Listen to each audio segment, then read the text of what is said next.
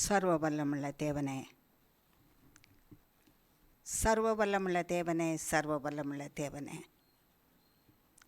சர்வ வல்லமுள்ள தேவனே, உம்முடைய பொன்னான பாதப்படியிலே வந்து உமக்கு கோடி கோடி ஸ்தோத்திரம் செலுத்துகிறோம். சாவாமை உடைய தேவனே, உம்முடைய பாதத்திலே பணிந்து கோடி கோடி ஸ்தோத்திரம் செலுத்துகிறோம். நித்தியவாசியாகிய தேவனே, உம்முடைய பாதத்திலே பணிந்து உமக்கு கோடி கோடி ஸ்தோத்திரம் செலுத்துகிறோம். பணிந்த இருதயத்திலே வாசமாயிருக்க விரும்புகிற தேவனே, உம்முடைய பாதத்திலே கோடி கோடி ஸ்தோத்திரம் செலுத்துகிறோம். நொறுங்குண்ட இருதயத்தை புதுப்பிக்கிறதற்கு, நொறுங்குண்ட இருதயத்திலே வாசமாயிருக்கிற எங்கள் விலையேறப்பெற்ற தேவனே, கோடி கோடி கோடி கோடி ஸ்தோத்திரம் செலுத்துகிறோம். எண்ண முடியாத அப்பா பிதாவே, எங்கள் வாழ்க்கையில் நீர் செய்திருக்கிற எண்ணி முடியாத பெரிய காரியங்களுக்காக கோடி கோடி கோடி கோடி ஸ்தோத்திரம் செலுத்துகிறோம். அவைகளை ஆராய்ந்து அறிந்து முடிந்து கொள்ளக்கூடாதபடிக்கு அத்தனை பெரிய காரியங்களை எங்களுக்கு செய்து எங்களை கரம்பிடித்த வழி நடத்துகிறவரே, கோடி கோடி கோடி கோடி கோடி கோடி ஸ்தோத்திரம் செலுத்துகிறோம். தாழ்ந்தவர்களை தூக்கி உயரத்தில் வைக்கிற தேவனே, கோடி கோடி ஸ்தோத்திரம். மனதிலே தாழ்மை உள்ளவர்களுக்கு கிருபை அளிக்கிற தேவனே, கோடி கோடி ஸ்தோத்திரம் செலுத்துகிறோம். பெருமை உள்ளவர்களை சர்வ வல்லமுள்ள தேவனே விழத்தள்ளுகிறவரே, கோடி கோடி ஸ்தோத்திரம். பெருமை தேவனுக்கு எதிரான பாவம் என்பதை அறிந்து கொள்ளக்கூடாதபடிக்கு பெருமையை இருதயத்திலே வைத்து அதை போஷித்து பாதுகாத்து கொண்டு இருக்கிறவர்களை அந்த பெருமையின் நிமித்தமாக அழித்து தேவனுடைய பாதத்திற்கு வந்து சரணடையும்படிக்கு செய்கிறவரே, காத்திருக்கிறவரே, உமக்கு கோடி கோடி ஸ்தோத்திரம். தந்திரக்காரர்கள் ஆண்டவரே, தந்திரக்காரர்களுடைய வழிகள், தந்திரமாய் மனுஷரை பிடிக்கிற வார்த்தைகள், நய வசனிப்புகள், இவைகளினாலே தேவனை விட்டு வெளியே மனுஷரை திருடி கொண்டு போகிற வலை விரிக்கிறவர்கள், அவர்கள் காரியங்கள் கைகூடி வராதபடிக்கு தந்திரக்காரரின் கிரியைகளை அழிக்கிறவரே, உமக்கு கோடி கோடி ஸ்தோத்திரம். தந்திரக்காரரும் மாயக்காரருடைய கைகளுக்கு எங்களை ஒப்பு கொடுக்காதவரே, உமக்கு கோடி கோடி கோடி கோடி ஸ்தோத்திரம் சுவாமி. ஞானிகளுக்கு நீர் ஞானத்தை கொடுத்து தேவனுடைய வழியிலே மனுஷரை நடத்து என்று சொல்லி ஞானத்தையும் தேவ ஞானத்தையும் கொடுத்திருக்கும்போது மனுஷரை தீமையான வழியிலே நடத்துகிறதற்கு, அவர்கள் ஞானத்தை தீமையான வழியிலே பயன்படுத்தி பாவ செயலை செய்கிறதற்கு தூண்டிக்கொண்டு இருக்கிற மனுஷருடைய கைக்கு ஒப்புக்கூடாத தேவனே, உமக்கு கோடி கோடி கோடி கோடி ஸ்தோத்திரம் சுவாமி. சர்வ வல்லமுள்ள தேவனே, சர்வ வல்லமுள்ள தேவனே, சர்வ வல்லமுள்ள தேவனே, எங்கள் பேரிலே இரக்கமும் கிருபையும் வைத்திருக்கிற தேவனே, இரக்கமும் கிருபையும் வைத்திருக்கிற தேவனே, எப்படி தந்திரக்காரர்களாலும் மந்திரக்காரர்களாலும் தெரியாவரக்காரர்களாலும் தப்பிதமாக நினைக்கிறவர்களுடைய காரியங்களாலும் தப்பிதமான கணக்குகளை இட்டு தப்பிதமாக காரியங்களை நடப்பிக்கிறதற்கு திட்டம் தீட்டி கொண்டு இருக்கிறவர்களாலும் காரியத்தை தாறுமாறாக்குகிறவர்களாலும் மனுஷன் ஜீவிக்கக்கூடாதபடிக்கு தடை செய்கிறவர்களும் பெருமை உள்ளவர்களும் அக்கிரம சிந்தைக்காரர் சகலரையும் சர்வ வல்லமுள்ள தேவனே, ஒரு சேர நீர் அழித்து போட்டு உம்மை நம்பியிருக்கிற பிள்ளைகளையும் இருதயத்திலே தாழ்மை உள்ளவர்களையும் உண்மையை நம்பிக்கொண்டிருக்கிற பிள்ளைகளையும் நொறுங்குண்ட இருதயத்தையும் ஆண்டவரே நீர் புதுப்பிக்கிறதற்காக எங்கள் உள்ளங்களிலே வாரும் என்று இயேசு கிறிஸ்துவின் நாமத்தினாலே கேட்கிறோம் சுவாமி, வருவீராக. அப்பா பிதாவே, எளியவனை ஆண்டவரே விழத்தள்ள சத்ருவாகிய பிசாசானவன் தன் வாயின் பட்டயத்தை உருவுகையிலே அந்த பட்டயத்துக்கு எங்களை ஒப்புக்கூடாதபடிக்கு பாதுகாக்கிறவரே, உமக்கு கோடி கோடி ஸ்தோத்திரம். ஜீவகாலம் முழுவதும் அந்த பட்டயத்துக்கு எங்களை விலக்கி காப்பீராக என்று உமக்கு கோடான கோடி ஸ்தோத்திரம் செலுத்துகிறோம் சுவாமி. சர்வ வல்லமுள்ள தேவனே, சர்வ வல்லமுள்ள தேவனே, என்னிடத்தில் ஒன்றும் இல்லை, உன்னிடத்தில் என்ன இருக்கிறது என்று எங்களை பார்த்து கேட்டால் எங்களிடத்தில் ஒன்றும் இல்லை. எங்களிடத்தில் இருப்பது ஒன்றே ஒன்று, அது தேவன் ஒருவர் தான். தேவன் ஒருவர் தான் என்னிடத்தில் இருக்கிறார், அவரை தவிர எனக்கு வேறு ஒருவரும் ஒன்றுமே இல்லை என்று சொல்லுகிறவர்களுடைய நம்பிக்கை வீணாய் போகாதபடிக்கு தேவன் ஒருவரே தன் நம்பிக்கையாக கொண்டிருக்கிற மனுஷன் பாக்கியவான். அவனுக்கு தேவையான சகலத்தையும் சம்பூர்ணமாய் கொடுத்து பாதுகாப்பேன் என்று சொன்னவரே, கோடி கோடி ஸ்தோத்திரம். ஆண்டவரே, அவனை உம்முடைய அடைக்கலத்தில் வைத்திருக்கிறதற்காக உமக்கு கோடி கோடி ஸ்தோத்திரம் சுவாமி. சர்வ வல்லமுள்ள தேவனே, தேவனே எனக்கு இருக்கிறார், வேறு ஒருவரும் இல்லை என்று அப்பா பிதாவை அறிக்கையிட்டு உம்முடைய பாதத்தை பிடித்து கொள்ளுகிறவனை பஞ்சத்துக்கு விலக்கி காக்கிறீர். ஆண்டவரே, பராக்கிரமனுடைய கைக்கு விலக்கி தப்பி காத்து கொள்கிறீர். ஜீவனுள்ள தேவனே, துன்மார்க்கர்கள் காயப்படுத்தினாலும் அந்த காயத்தை கட்டுகிற தேவனே, துன்மார்க்கர்கள் தீமை செய்தாலும் தீமைக்கு விலக்கி காக்கிற தேவனே, அவர்களுடைய கட்டுகளும் வெட்டுகளும் ஆண்டவரே, அடிகாயங்களும் இரத்தம் சிந்துகிறதா இருந்து ஜீவன் போக்குகிறதாக இருந்தாலும் அதிலிருந்து தப்புவித்து நீர் காயம் கட்டி ஆற்றி வாழ செய்கிற சர்வ வல்லமுள்ள தேவனே, உமக்கு கோடி கோடி ஸ்தோத்திரம். இந்த தேவன் இருக்கிறதுனாலே நாங்கள் வாழ்ந்து கொண்டு இருக்கிறோம் சுவாமி. ஆகையினால உமக்கு கோடி கோடி ஸ்தோத்திரம் செலுத்துகிறோம். மனுஷர் எல்லாரும் ஏதோ ஒரு காரணத்தை கொண்டு எங்களை வெறுத்தாலும் எங்களை வெறுக்காத தேவனே, உமக்கு கோடி கோடி கோடி கோடி ஸ்தோத்திரம் சுவாமி. நீ எனக்கு பிரியம், நீ எனக்கு வேணும் என்று சொன்னவரே, ஸ்தோத்திரம் ஆண்டவரே. அப்பா பிதாவே, நாங்கள் உம்முடைய சித்தத்தை செய்கிறதற்காக சிருஷ்டிக்கப்பட்டு இருக்கிறோம் என்பதை ஜீவனுள்ள தேவனே எங்களுக்கு எப்பொழுதும் நினைப்பூட்டி கொண்டு இருக்கிறீர். அதற்காக உமக்கு கோடி கோடி ஸ்தோத்திரம். நீ சாமானியமான மனுஷன் அல்ல, ஒரு சாதாரண மனுஷனைப் போல நீ பிறப்பிக்கப்படவில்லை. நீ தேவனுடைய சித்தத்தை செய்கிறதற்காக நீ பிறப்பிக்கப்பட்டிருக்கிற விசேஷித்த மகள், விசேஷித்த மகன் என்று ஆண்டவரே, நீர் உம்முடைய இரத்தத்தினாலே இயேசு கிறிஸ்து என்ற நாமத்தை எங்கள் நெற்றியிலே முத்திரை போட்டிருக்கிறதற்காக கோடி கோடி ஸ்தோத்திரம் சுவாமி. கோடி கோடி கோடி கோடி ஸ்தோத்திரம் சுவாமி. ஜீவனுள்ள தேவனே, உம்முடைய வருகையிலே தேவ தூதர்களுக்கு நீர் கட்டளையிடும்போது என்னுடையவர்களை சேர்த்து என்னுடைய பக்கத்தில் அழைத்து கொண்டு வாருங்கள் என்று சொல்லும்போது எங்கள் நெற்றியிலே போடப்பட்டு இருக்கிற இந்த இயேசு கிறிஸ்து என்ற முத்திரையானது, அது இயேசுவின் இரத்தத்தினாலே போடப்பட்டிருக்கிற அந்த முத்திரையை கண்டு தான் தேவ தூதர்கள் ஒருமைக்க சேர்த்து கொண்டு போய் தேவனிடத்தில் ஒப்புவிப்பார்கள் என்று சொல்லி அந்த முத்திரையை அடையாளமாக எங்களுக்கு போட்டிருக்கிற சர்வ வல்லமுள்ள தேவனே, உமக்கு கோடி கோடி ஸ்தோத்திரம். அந்த முத்திரையை நாங்கள் இழந்து போகாதபடிக்கு ஆண்டவரே, அதை காத்து கொள்ள கிருபை செய்வீராக. பொல்லாத சிந்தனைகள் வரும்பொழுது நீர் போட்ட முத்திரை எங்களை விட்டு அழிந்து போயிடும் சுவாமி. ஆகையினாலே பொல்லாத சிந்தைகளுக்கு எங்களை விலக்கி காப்பீராக. எங்களுக்கு தீட்டு உண்டாக்குகிற காரியத்தில் ஈடுபடுகிற கிரியைகளை எங்களிலிருந்து அழித்து போடுவீராக. அந்த வழிக்கு செல்லாதபடி காத்துக்கொள்வீராக.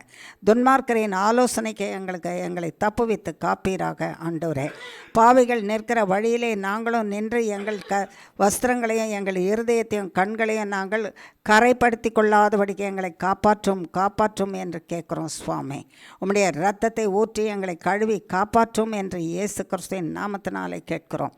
நீர் உம்முடைய தூதரை அனுப்பி எங்களை சேர்த்து கொள்ளும் பொழுது, தேவனுடைய பிள்ளைகளை சேர்த்து கொள்ளும் பொழுது ஆண்டவரே, இந்த கரை திரைகள் ஒன்றும் இல்லாதபடிக்கே அப்பா பிதாவை நாங்கள் காக்கப்படத்தக்கதாக, பரிசுத்தர்களாக இருக்கத்தக்கதாக, பரிசுத்தராக இருந்தால்தான் எங்கள் நெற்றியிலே இயேசு கிறிஸ்து என்று முத்திரை போடப்பட்டிருக்கோம் சுவாமி. அந்த முத்திரையை காத்து கொள்ளத்தக்கதாக எங்கள் வழிகளை நாங்கள் காத்துக்கொள்ள கிருபை செய்தோம். ஆண்டவரே, பரியாசக்காரருடைய வழியிலே கூட்டத்திலே நாங்கள் சேர்ந்து கொள்ளாதபடி, அவங்க உட்கார்ற இடத்துல உட்காராதபடி, அவங்க நிற்கிற இடத்துல நிற்காதபடிக்கு, அவர்கள் நடக்கிற இடத்துல நடக்காதபடி, அவர்களோடு கூட்டு சேராதபடிக்கு, அவர்கள் வழிகளை தெரிந்து கொள்ளாதபடிக்கு அப்பா பிதாவே, பொய்யை தரித்து கொள்ளாதபடிக்கு எங்களை காப்பாற்றும் ஆண்டவரே.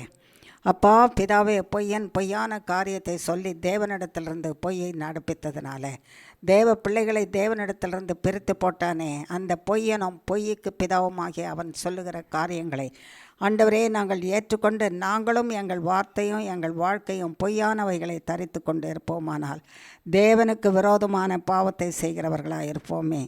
பொய்யுக்கும் அவன் வழியிலே நடக்கிற கிரியைகளுக்கும் இயேசு கிறிஸ்துவின் நாமத்தினாலே எங்களை விலக்கி காப்பீராக.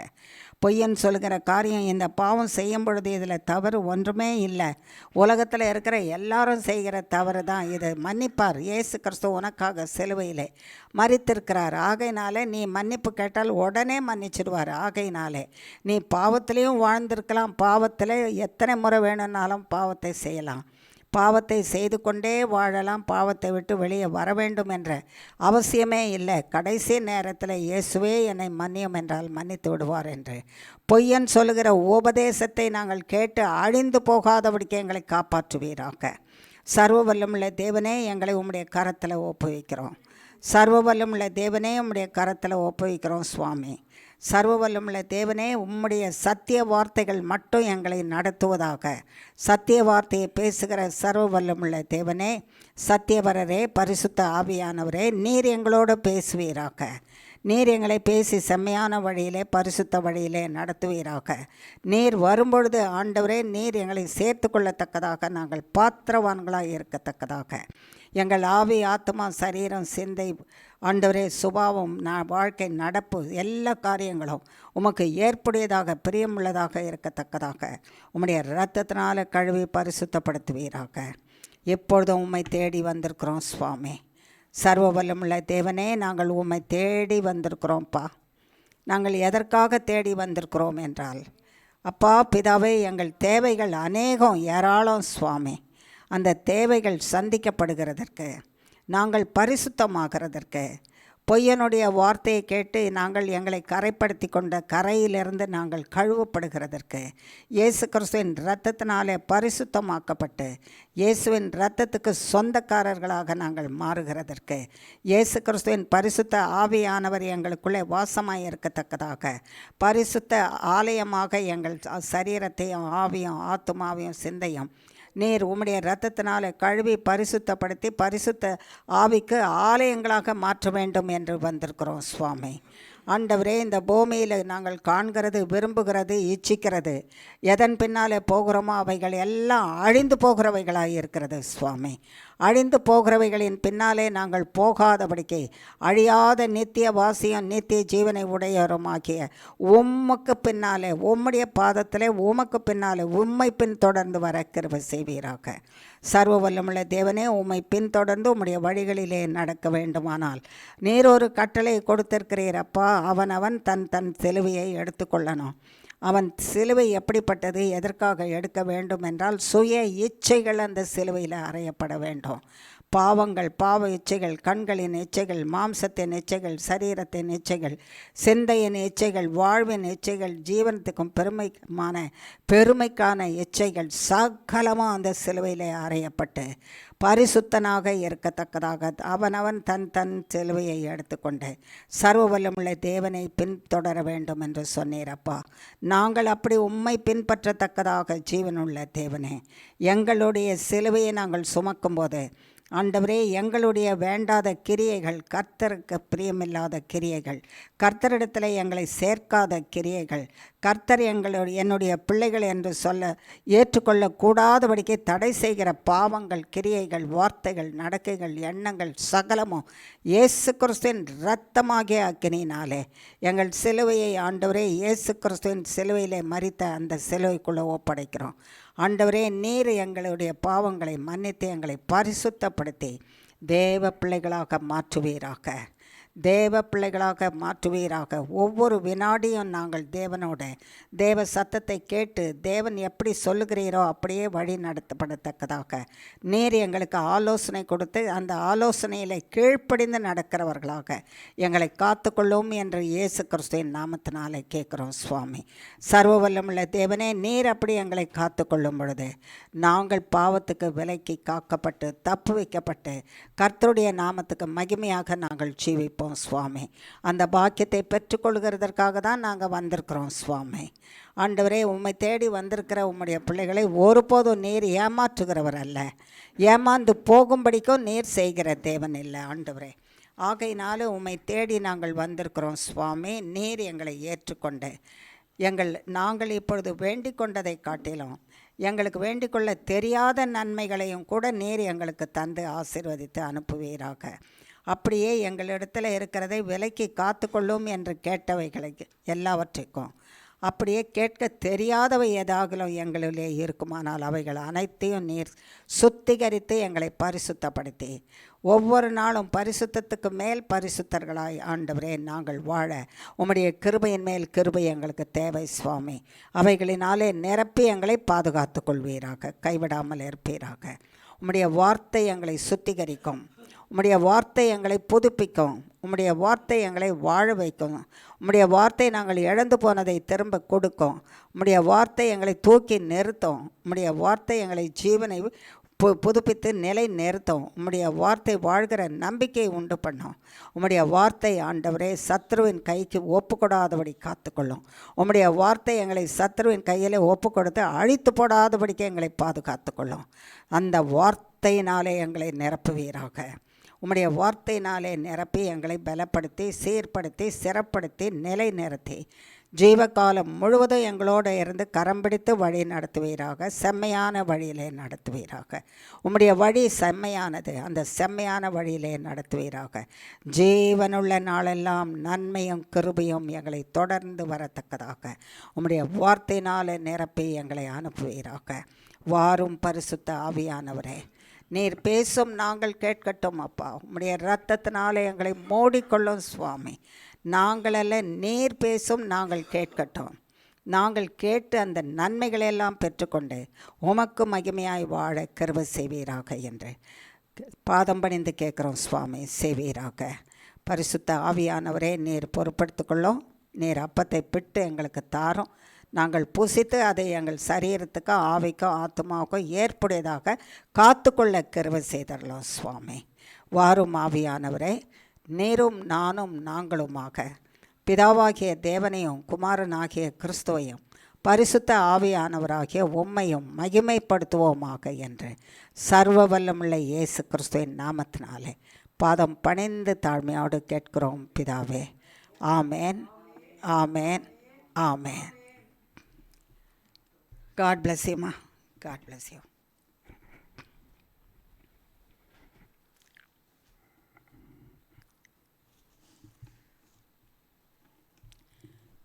கடந்த வாரத்தில் கர்த்தர் நம்மிடத்தில் சொன்ன காரியங்கள் எல்லாம் மனசில் வச்சாதான் நம்ம அதை கொண்டு வாழ முடியும். வார்த்தைகள் நம்மை வாழ வைக்கிறது, வார்த்தைகள் நம்மை புதுப்பிக்கிறது, வார்த்தை நமக்கு ஜீவனை கொடுக்கிறது, வார்த்தை நாம் என்ன கேட்குறோமோ அது நமக்கு கொடுக்குது, வார்த்தை நம்மை பாவத்தில் இருந்து விலக்கி காத்துக்கொள்கிறது. கர்த்தருடைய வார்த்தை தான் வார்த்தைன்னா வார்த்தை நம்மை பயத்தில் இருந்து நீக்கி காத்துக்கொள்கிறது. எதை குறித்து நாம் திகில் அடைகிறோமோ அந்த திகிலிலிருந்து வார்த்தையானது நம்மை விலக்கி காத்துக்கொள்கிறது. வார்த்தையானது செய்யாதது ஒன்றுமே இல்லை. மரணத்திலிருந்தும் நம்மை மீட்டு எடுத்து காத்துக்கொள்கிறது. வார்த்தை கண்ணீரை துடைக்கிறது, கவலையை மாற்றுகிறது, பயத்தை நீக்குகிறது, நாம் வேண்டிக் கொள்கிறதற்கும் விரும்புகிறதற்கும் அதிகமாக செய்கிறது, நம்மை நிலை நிறுத்துகிறது. ஆகையினால இந்த வார்த்தையினால தான் நாம் என்ன செய்கிறோம், பிழைக்கிறோம் இல்லையா? ஆமாம். அப்போ போன வாரம் நம்ம இடத்துல நிறைய காரியங்களை சொன்னார். ஒருத்தருக்கு ஒருத்தர் விரோதமான செய்த பாவங்கள் கர்த்தரை நோக்கி கூப்பிடுதுன்னு சொன்னார் போன வாரம். ஒருத்தருக்கு விரோதமாக ஒருத்தர் பேசுகிற வார்த்தை, பேசின வார்த்தை, ஒருத்தருக்கு விரோதமாக ஒருத்தர் பார்த்த காரியம், ஒருத்தருக்கு விரோதமாக ஒருத்தர் செயலாற்றின காரியம், நம்பினவர்களுக்கு துரோகம் செய்த காரியம், பரிசுத்தமாய் காக்க வேண்டிய இடத்துல பரிசுத்தம் குலைந்து போகத்தக்கதாக செய்த காரியம். அது சாதாரண காரியம், இப்படி தான் உலகத்தில் மனுஷர் செய்வார்கள், இது உலகத்தில் நடக்கிற காரியம் என்று பொய்யன் சொல்லுகிற பொய்யான வார்த்தையை கேட்டு பொய்யன் வழியில் நடந்து செய்த காரியம். நிறைய காரியங்களை குறித்து கர்த்தர் சொன்னார். உலகத்தில் நடக்காத காரியங்களை எல்லாம் கூட செய்துட்டு இப்படி தான் உலகத்தில் நடக்குது, அதை தான் நானும் செய்கிறேன், உனக்கு இன்பம் வேணுன்ற போதெல்லாம் என்னிடத்துல வரலாம் என்னிடத்தில் கேட்கலான்னு சொல்லி ஏமாற்றுகிற பொய்யனை தரித்து கொண்டு இருக்கிற மனுஷரும் உண்டு. அவர்கள் வலையில் விழுந்து கெட்டு அழிந்து போனவர்கள் உண்டு. அப்படி கெடுத்து போட்டவர்களை குறித்து கர்த்தராகிய தேவனிடத்தில் அந்த ஆத்துமாக்கள் எப்பொழுது எங்களுக்காக பழி வாங்குவீர்? நாங்கள் நம்பி போன எங்களுக்கு தெரியல, எங்களை நடத்தோன்னு நாங்கள் போனோம், எங்களை வழி நடத்தோம், எங்களை காத்துக்கொள்ளோன்னு போனோம். அவங்களோ இப்படி நடத்தி இதுதான் தேவ நடத்துதல் என்று சொல்லி எங்களை கெடுத்து போட்டாங்க. ஆகையினால எங்களுக்கு ஏமாற்றப்பட்டு போனதுனால எங்களுக்காக நியாயம் விசாரியம் ஆண்டவரே என்று அவர்களுடைய குரல்கள் கர்த்தரை நோக்கி கதறி கொண்டு இருக்கிறதுன்னு சொன்னார். அப்படிப்பட்டவர்கள் நமக்கு தெரிந்தால் அவர்களுக்காக நாம் விடுதலை பெற செபிக்கணும். அந்த பாவத்தில் இராதபடிக்கு அவர்களை விலக்கி பாதுகாத்து கொள்ளுங்க ஆண்டவரேன்னு ஜெபிக்கணும். ஏதாவது அப்படிப்பட்ட காரியத்தை செய்கிறதில் நம்மை நோக்கி கர்த்தரிடத்தில் இவங்களால் உபத்திரமாக இருக்குது ஆண்டவரே, இவங்க பேசுகிற காரியம், இவங்க செய்கிற காரியம், இவங்க நினைக்கிற காரியம், இவங்க நடத்துகிற காரியம், இவங்களோட வாழற காரியம் சகலமும் உபத்திரவமாக இருக்குது, அவங்களோட வாழறதுக்கு எனக்கு உபத்திரவமாக இருக்குது, என்னை எடுத்துக்கங்கன்னு ஜெபம் பண்ணுறவங்க இருக்கிறாங்களாம். சாதாரணமாக ஜெபம் பண்ணுறது எப்படி ஜெபம் பண்ணுவாங்க? இவங்களோட வாழறது எனக்கு பிடிக்கலை, இவங்களோட வாழறதுக்கு பிடிக்கலை, இவங்களோட வாழறதுக்கு பிடிக்காதனால அவங்கள எடுத்துருங்க ஆண்டவரேன்னு தான் ஜெபம் பண்ணுவாங்களாம். அதானே வழக்கமாக இருக்கும். இவங்களோட பிரச்சனை அதிகமாக இருக்குது, எடுத்துருங்கன்னு. ஆனால் வித்தியாசமான ஒரு ஜெபம் பண்ணுறாங்களாம். அது என்ன வித்தியாசமான ஜெபம்னா, இவங்களோட வாழ பிடிக்கலை, இவங்களோட இருக்க பிடிக்கலை, இவங்களோட செய்ய பிடிக்கலை, அதனால் என்னை எடுத்துருங்க, அவங்கள இன்னும் உலகத்தில் என்ன பண்ணுங்க வைங்க. எதுக்கு? கரெக்டாக கண்டுபிடிச்சி சொல்லிட்டீங்க. சென்சிபிளாக இருக்கிறீங்க, சென்சிபிளாக ஃபாலோ பண்ணிகிட்ருக்கிறீங்க. கர்த்தருடைய நாமத்துக்கு ஸ்தோத்திரம். கர்த்தர் நேர்த்தியாக கவனிக்கும்படி அதை உள்வாங்கி கொள்ளும்படிக்கு செய்கிறாரு. கர்த்தருக்கு ஸ்தோத்திரம். ஆமென். அவங்க நல்லா இன்னும் இருக்கட்டும் பூமியில், எங்களை வேணால் என்ன பண்ணிவிடுங்க, எடுத்துங்க. ஏன் அவங்க இருக்கட்டும்னா, இருந்து இன்னும் எத்தனை பேரை கெடுக்கணுமோ அத்தனை பேரையும் கெடுக்கட்டும், எத்தனை பேரை அழிக்கணுமோ அத்தனை பேரையும் அழிக்கட்டும் அப்படின்னு ஜெபம் பண்ணுறாங்க. ஜெபம் பண்ணுறதுல கூட தப்பிதமான ஜெபங்கள் இருக்குதான். ஆகையினால அவங்க சாகட்டோன்னு ஜெபம் பண்ண சொல்லலை கர்த்தர். கர்த்தர் நமக்கு இட்டு இருக்கிற கட்டளையெல்லாம், பாவி தன் பாவத்தை விட்டு தேவனிடத்தில் வா. இல்லை நீ செய்த பாவத்தோடவே நீ தேவனிடத்தில் வந்தாலும் அந்த பாவமெல்லாம் என்ன செய்யும்? உருகி வெந்து உருகி போயிடும். கர்த்தருடைய பிரசன்னமும் அவருடைய பரிசுத்தமும் உன்னை பரிசுத்தமாக்கும். அந்த பரிசுத்தத்திலேயே நிலைத்திரு. பரிசுத்தத்தில் நிலைத்திருக்கணும்னா நீ அவரை விட்டு இவ்வளோ தூரம் போயிட்டாலே திரும்பவும் போன பாவம் இன்னொரு பாவத்துக்கு சாத்தான் காத்துட்டே இருப்பான் உன்னை பிடிச்சி எடுத்துகிட்டு போக. ஆகையினாலே நீ எப்பொழுதும் யாரோட இரு? கர்த்தரோட இரு. எப்பொழுதும் யாரோட இரு? நீ கர்த்தரோட இருப்பாயானால் பாக்கியவான், பாக்கியவான், பாக்கியவதி. உலகத்தில் உனக்கு என்னெல்லாம் இருக்குதுன்னு சொன்னால், எனக்கு இவ்வளோ கோடி சொத்து இருக்குதுன்னு சொன்னாலும் அந்த அத்தனை கோடி சொத்தில் எவ்வளோ சாப்பிட முடியும்? சாப்பிட முடியாது. காசாக எடுத்து கரைச்சி மென்று கூட சாப்பிட முடியாது. அதை பேப்பரில் தானே இருக்கு. இவ்வளோ நிறையா இருக்குது, என்ன பண்ணுறது? அதை கொஞ்சம் சாப்பிட்லாமே, பேப்பர் சாப்பிட்லாமே. சாப்பிடக்கூடாதா? மாடு நல்ல விதமாக ஒரு மிருகத்தின் பேரை சொல்லிட்டீங்க, மாடு தான் சாப்பிடோன்னு. சாதாரணமாக எது தான் சாப்பிடோன்னு சொல்லுவாங்க? கழுதை தான் சாப்பிடோன்னு சொல்லுவாங்க, பேப்பரை சாப்பிடோன்னு.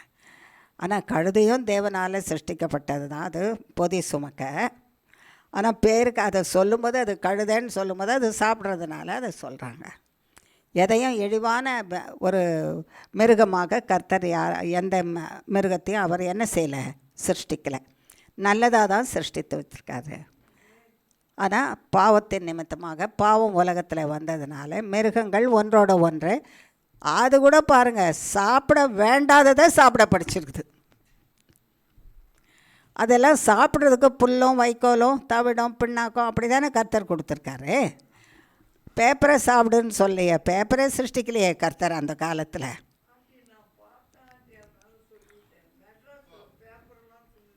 ஆமாம், ஆடு கூட சில நேரத்தில் சாப்பிட்றத பார்த்துருக்கோம். எதுக்காகன்னா அது பொதிஞ்சு ஏதோ ஒரு சாப்பாட்டு பொருளை அந்த பேப்பரில் பொதிஞ்சு எடுத்துகிட்டு வந்திருப்பாங்க.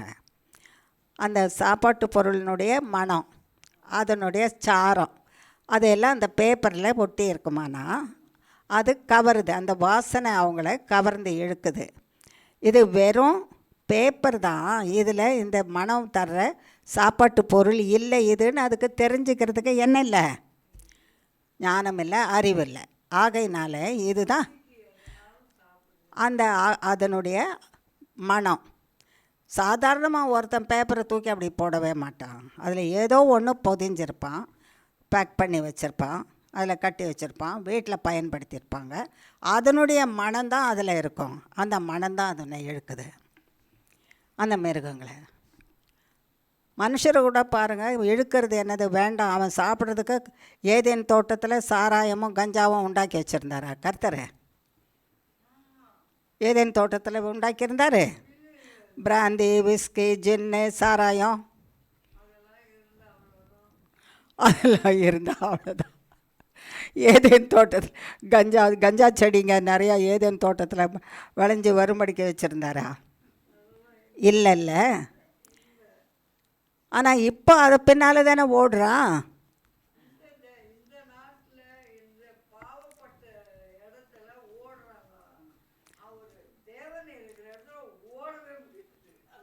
ஆமாம், இருக்கவே முடியாது. தேவன் பரிசுத்தர், அவரிடத்தில் இவைகளெல்லாம் இருக்க முடியாது. மனுஷன் எதை சாப்பிடணும், எதை குடிக்கணும்னு தீர்மானம் பண்ணியிருக்காரோ அதை தான் அவர் சிருஷ்டித்து வச்சுருக்காரு. அதை அவர் சொல்லாததையெல்லாம் சாப்பிடணுன்னா அதை கவரக்கூடிய கண்களின் காட்சிகள், அதனுடைய மனம், வாசனை, அந்த வாசனை அந்த மனம் கவர்ந்து கொண்டே இருக்கும். அது நீ சாப்பிடக்கூடிய பொருள் இல்லை, அது உன்னை அழிச்சிடும்னு சொன்னாலும் கூட அதனுடைய கவர்ச்சியும் அதனுடைய மனமும் என்னை குடி, என்னை சாப்பிடு, உனக்கு இன்பமாக இருக்கும்னு சொல்லுது. அதை கேட்டு சாப்பிட்டு கெட்டு அழிஞ்சு போய்ட்றாங்க. சரி, இப்படிப்பட்டவைகளை கண்டாயானால் இப்படிப்பட்டவர்களுக்காக ஜெபித்தாயா? கர்த்தர் ஒரு கட்டளையை கொடுத்து அனுப்புனார். அடுத்த வாரத்தில் உங்களை கேட்பேன், உங்களை குறித்து யாராவது ஐயோ இவங்களால் நான் உபத்திரவப்பட்டுருக்கிறேனே ஆனால் வருத்தப்படுறவங்க யாராவது இருப்பீங்களா? அப்படி நடந்துக்காதீங்க. ஆண்டவரே இவங்க இன்னும் கொஞ்சம் நாள் இருக்கட்டும், ஆண்டவரே இவங்களால் எங்களுக்கு நன்மை கிடைக்குது, இவங்க எங்களுக்காக ஜெபிக்கிறாங்க, இவங்க நல்ல வார்த்தை சொல்கிறாங்க, அந்த வார்த்தை தேவனுடையது, தேவனுடைய வார்த்தையாய் இருக்கிறதுனால எங்களுக்கு நம்பிக்கை ஊட்டுது, தப்பு செய்யாதபடி காக்குது, சந்தோஷமாக வைக்குது, அன்பால் கட்டி வைக்குது. இவங்க வேணும் ஆண்டவரே, இவங்க நிறைய நாள் இந்த பூமியில் வாழட்டும், உமக்கு ஆசீர்வாதமாக இருக்கட்டும், எங்களுக்கும் ஆசீர்வாதமாக இருக்கட்டும் என்று இயேசு கிறிஸ்துவின் இடத்துல தாழ்மையாய் கேட்குறோம் பிதாவே என்று நமக்காக ஜெபிக்கத்தக்கதாக வாழ்ந்தோமா?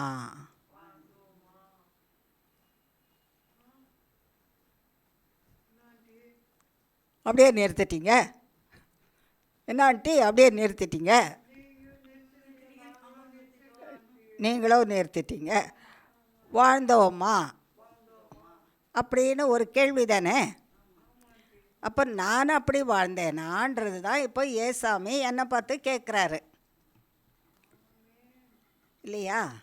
அப்போ இங்கே வந்திருக்கிற ஒருத்தரையும் பார்த்து கேட்பாரில்ல, நான் இப்படி வாழ்ந்தேனான்னு. ஒவ்வொருத்தரும் ஏசாமிகிட்ட என்ன சொல்லணும்? நீங்கள் சொல்கிற மாதிரி தான், ஐயோ இன்னும் கொஞ்சம் நாள் இருக்கட்டும் ஆண்டவரே, எங்களுக்கு வேணும், நிறைய நாள் இருக்கட்டும், எங்களுக்கு நல்ல வழி நடத்துவாங்க, தேவ வார்த்தையை சொல்லுவாங்க. அது இருக்கட்டும். நான் ஒவ்வொருத்தரும் அப்படி நம்மளை சொல்வாங்களா, அப்படி வாழ்ந்தோமான்னு கேட்குறாரு கர்த்தர். நம்ம ஒருவேளை அடுத்தவங்கள பார்த்து சொல்லலாம், அடுத்தவங்க நல்லவங்களாக இருந்திருக்கலாம், நல்ல வார்த்தையை சொல்லியிருப்பாங்க, அவங்களுக்காக நம்ம ஜெபம் பண்ணியிருக்கலாம். என்னை பார்த்து, இப்போ உங்களை பார்த்து, ஒவ்வொருத்தரையும் பார்த்து, ஐயோ இவங்க நல்ல வார்த்தையை ஆண்டியை பார்த்து சொல்லியிருக்கேன். அவங்கள பார்த்து இப்போ என்னை பார்த்து யாராவது சொல்லியிருக்காங்களா? இப்போ கேள்வி அதுதான். நீ யாரையாவது சொல்லியிருக்கிறியான்னு சொன்னால் ரொம்ப ஈஸியாக பதில் சொல்லிடலாம். இப்போ நீங்கள் சொன்னீங்க, நான் ஆண்டியை பார்த்து சொன்னேன்னு சொல்கிறீங்க. நான் சொல்லுவேன், இன்னொருத்தரை பார்த்து இன்னாரை பார்த்து சொன்னேன்னு சொல்லுவேன். இப்போ கேள்வி என்ன சொல்கிறாரு கர்த்தர்? உன்னை அப்படி வாழ்ந்துருன்னு வாழ்த்தும்படிக்கு நீ நடந்துக்கிட்டியான்னு கேட்குறாரு. இப்போ தான் புரியுது. ஆமாவா இல்லையா? இப்போ நம்ம அப்படி தான் நாங்கள் வாழ்ந்துட்டோம் ஆண்டவரே, அப்படி தான் வாழ்ந்துட்டுருக்குறோம் ஆண்டவரேன்னு கர்த்தர்கிட்ட சொல்ல முடியுமா நமக்கு? யோசித்து பார்த்தா அப்படி சொல்லலாமா? கொஞ்சம் நல்லா யோசித்து பார்த்தா எங்கேயாவது இங்கே கொஞ்சம் மன உடஞ்சிருக்கோம், அங்கே கொஞ்சம் மன உடஞ்சிருக்கோம் இல்லை?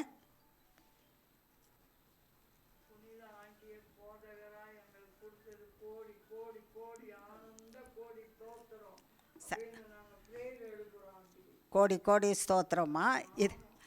இப்போவும் நம்ம புரிஞ்சுக்கிட்ட நிலையிலேருந்து இன்னும் கொஞ்சம் சரியாக புரிஞ்சிக்காமல் இருக்கிறோம். இப்போ ஒருத்தரை எங்களுக்கு கொடுத்தீங்க ஆண்டவரே, அதற்காக ஒரு தேவ ஊழியரை கொடுத்துருக்குறீங்க எங்களுக்கு, அதுக்காக உமக்கு கோடி கோடி ஸ்தோத்திரம்னு சொல்கிறோம். நான் தேவ ஊழியர் சொன்ன வார்த்தையின்படி, தேவ வார்த்தையின்படி நான் நடக்கிறேனா?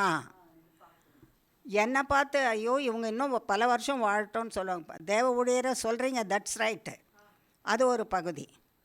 என்னையும் பார்த்து இவங்க நல்லா இருக்கணும், இன்னும் அநேக வருஷம் வாழணும், இவங்க வாழ்க்கை நல்லா இருக்குது, இவங்க பேச்சு நல்லா இருக்குது. என்ன பேச்சுன்னா தேவ வார்த்தையை சொல்கிற வார்த்தை. அது என்னை உயிர்ப்பிக்குது, என்னை பலப்படுத்துது. இப்படி சொல்கிறதுக்கு ஆள் வேணும் எனக்கு. ஆகையினால இவங்க வீட்டில் இன்னும் இருக்கணும் இவங்க அப்படின்னு உங்களை பார்த்து சொல்லணும். உங்களை பார்த்து சொல்கிற மாதிரி நம்ம ஒருத்தரும் வாழணுமா? ஆமாம், இப்போ புரிஞ்சிருச்சு இல்லையா? அது மாதிரி நம்ம வாழணுமா? அதை ஒவ்வொரு நாளும் நம்ம கர்த்தருடைய சமூகத்துக்கு போகும்போது எப்படியும் ஒரு நாளைக்கு 3 முறையாவது போய் ஜெபம் பண்ணுவோம்ல.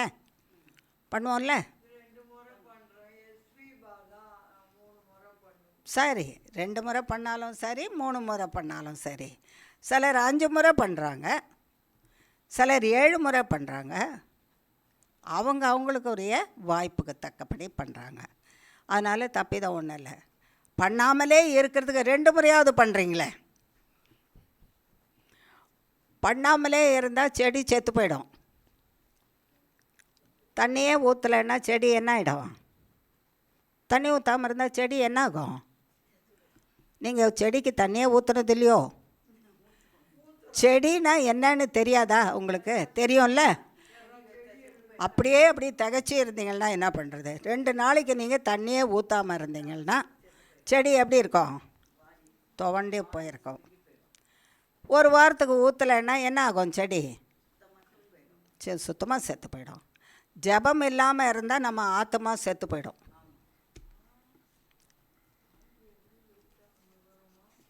ஜெபம் இல்லைன்னா நம்ம ஆத்மா செத்து போயிடும், ஆவி செத்து போயிடும். நம்ம போய் யார்கிட்ட பேசுகிறோம்? ஜீவன் கொடுக்குறவர்கிட்ட பேசுகிறோம். ஜெபத்தில் சாதாரண மனுஷர்கிட்ட போய் பேசலை, பலவீனமானவங்கக்கிட்ட நம்ம பேசலை. ஜீவனை வைத்திருக்கிறவர், ஆசீர்வாதத்தை வைத்திருக்கிறவர், சுகத்தை வைத்திருக்கிறவர், சத்ருவை அழிக்கிறவர், சர்வ வல்லமை உள்ளவர், அவரிடத்துல போய் பேசுகிறோம். அப்போ எவ்வளோ பயத்தோட, நடுக்கத்தோட, உண்மையோட, நம்பிக்கையோடு போய் செய்யணும். நம்ம பேசணும்ல.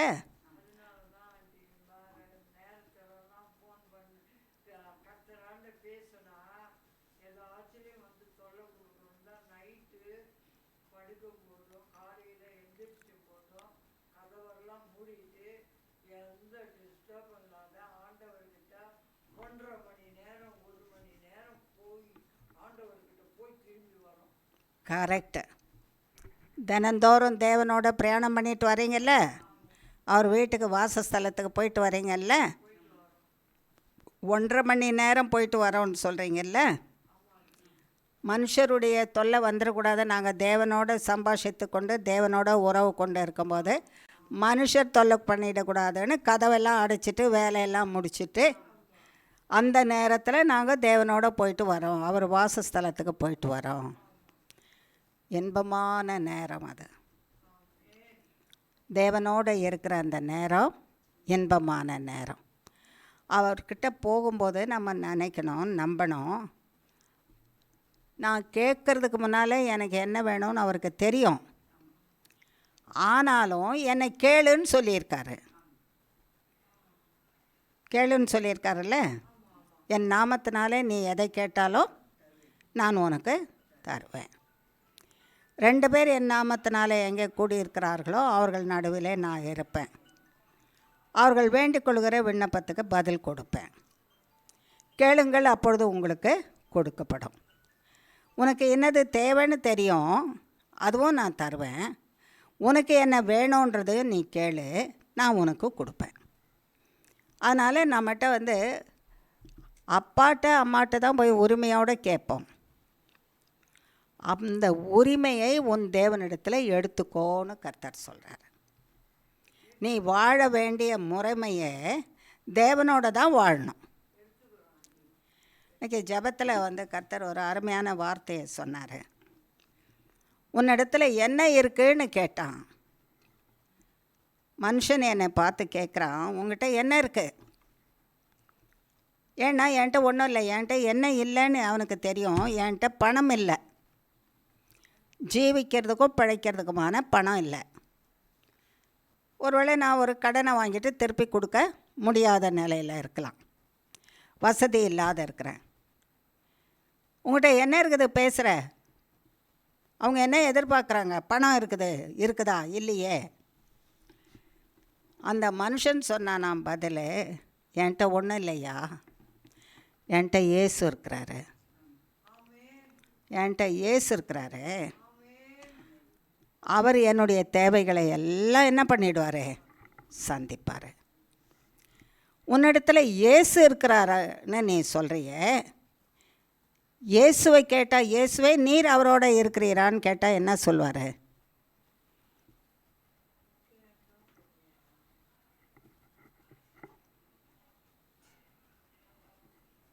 சும்மா தலையாட்டக்கூடாது. அப்படி இப்படி தஞ்சாவூர் பொம்மை மாதிரி இன்றைக்கி பார்த்தா, இது தலை ஆட்டுறதை பார்த்தா தஞ்சாவூர் பொம்மையை தட்டி விட்டுட்டா போதும், அது என்ன பண்ணிகிட்ருக்கோம், கொஞ்ச நேரம் ஆட்டிகிட்ருக்கோம். அப்படி ஆட்டிகிட்டு இருக்கக்கூடாது. ஏசாமிகிட்ட கேட்டால், நீங்கள் அவர் சொல்கிறாங்க, அந்த சகோதரி சொல்கிறா, அந்த சகோதரன் சொல்கிறான், என்கிட்ட ஏசாமி தான் இருக்காருன்னு. இயேசுவே அவங்க சொல்கிறாங்க ஏசாமி தான் இருக்கிறாருன்னு. நீங்கள் இருக்கிறீங்களா ஆண்டவரே அவங்கக்கிட்ட அப்படின்னு ஏசாமி கேட்டால் அவர் என்ன சொல்லணும்? ஆமான்னு தானே சொல்லணும். அவர் என்ன சொல்வாருன்னு நம்ம உள்ளத்துக்கு தெரியணும். நம்ம உள்ளத்துக்கு தெரியணும். என்கிட்ட ஏசாமி இருக்கிறாருன்னு நான் சொல்வேனானா, என்கிட்ட ஏசாமி இருக்கிறாரான்றத ஆம் என்று அவர் சொல்லணும். அவர் ஆமன்னு அவர் சொன்னாதான் அவர் என்னோட கூட இருக்கிறாரு. இல்லாதவரை நான் இருக்கிறார் என்று சொல்லி கொண்டு இருப்பேனானால் நான் பொய்யன். ஆமாவா இல்லையா? என்கிட்ட ஏசாமியே இல்லை. ஏன் இல்லை? ஏசாமிக்கு பதிலாக வேற ஒருத்தன் இருக்கான். யார் இருக்கான்? அவன் சாத்தா இருக்கான். அவன் சொன்னபடி செய்கிறேன், பேசுகிறேன், நடக்கிறேன், போகிறேன், வரேன், எல்லா காரியமும் செய்கிறேன். அவன் சொன்னபடி நான் செய்துட்டு ஏசாமி தான் என்னோட இருக்கிறாருன்னு நான் சொல்வேனானால் நான் பொய்யனா உண்மை உள்ளவனா? பொய்யன் தானே. அப்போ நான் ஏசாமி என்னோட இருக்கிறாரு, என்கிட்ட எது இல்லைனாலும் ஏசாமி இருக்கிறாருன்னு நான் சொல்லிகிட்டு இருந்தேன்னா என்னையும் ஏமாற்றிக்கிறேன், கடவுளையும் ஏமாற்ற பார்க்குறேன். ஏசாமியை ஏமாற்ற தானே பார்க்குறேன். ஏமாறுவாரா? மற்றவங்களையும் ஏமாற்ற பார்க்குறேன், மற்றவங்களையும் ஏமாற்ற பார்க்குறேன் ஏசாமி இருக்கிறாருன்னு. ஏன் அதை சொல்கிறாரு கர்த்தர்னா, நான் உன்னோட இருந்தால் உன்னை புதுப்பிப்பேன், உன் தேவைகளை சந்திப்பேன், உன் வெட்கத்தை துடைப்பேன், உன்னை தூக்கி நிறுத்துவேன், உன்னை கைவிடாத இருப்பேன், உன்னை காத்துக்கொள்வேன். நீ நானும் ஒன்றா இருப்போம். சில சமயங்களில் சில இடையூறுகள் வரும், சில வியாதிகள் வரும், சில காயங்கள் வரும், சில இரத்த சிதைவு வரும், இரத்த கசிவு சில நேரம் வரும், சில காயத்தில் ரத்தம் கசிந்துட்டுருக்கோம். இப்படிப்பட்டவைகளெல்லாம் இருந்தாலும் கூட கர்த்தர் கூட இருந்து அதை எல்லாவற்றையும் என்ன செய்வாராம்? ஆற்றுவார். ஆற்றுகிற காலம் ஒன்று இருக்கிறது. என்ன இருக்குது? ஆற்றுகிற காலம். அந்த காலம் வரைக்கும் கைவிடாமல் காத்து கொண்டு நிறைவேற்றிடுவார், விடுவிச்சிடுவார், தப்பு வச்சிருவார். அவர் நாமத்தை மகிமைப்படுத்துவார். இந்த பாக்கியத்துக்குள்ளே தான் நீங்கள் ஒவ்வொரு நாளும் தேவ வசனத்தை கேட்ட பிறகு வளர்ந்து வரணும். வளர்ந்து வராவிட்டால் முளைச்ச செடி முளைச்ச மாதிரியே இருந்தால் அது எப்போ கனி கொடுக்கறது? ஒரு தென்னம்பிள்ளைய வேணும் எனக்கு அப்படின்னு சொன்னால் 3 வருஷத்தில் சில நேரம் தென்னம்பிள்ளை வந்து ஒரு கனி கொடுக்கும். அது என்ன, தேங்காயை கொடுக்கும், இளநீர் கொடுக்கும். அதை ஊனி வச்சு பூமியில் ஊனி வச்சு அதை நட்டு வச்சு தண்ணி ஊற்றி எல்லாமே பண்ணாலும் 3 வருஷத்துலேயும் நீங்கள் தினம் எதிர்பார்க்குறீங்க, தண்ணியை ஊற்றுறீங்க, அது என்ன கொடுக்கணும்? உங்களுக்கு கனி கொடுக்கணும். முதல்ல இளநீர் கொடுக்கணும். அப்பா என்ன இன்பமாக இருக்கும். சரீரத்துக்கு அது இன்பமாக தெரியும். அந்த இளநீர் ஒரு புத்துணர்ச்சி வந்த மாதிரி இருக்கும். அதுக்கு பிறகு தேங்காயை எடுத்து எது வேணால் செய்யலாம். தேங்காய் பாலை எடுக்கலாம், தேங்காய் பால் எடுத்து பாயசத்தில் ஊற்றலாம், எதுலேயோ செய்யலாம், என்னென்னமோ செய்யலாம். ஆமாவா இல்லையா? 3 வருஷம் ஆகியும் அது வந்து வளரலை, அது கனி கொடுக்கல, அது நட்டமேனிக்கே இருக்குதுன்னா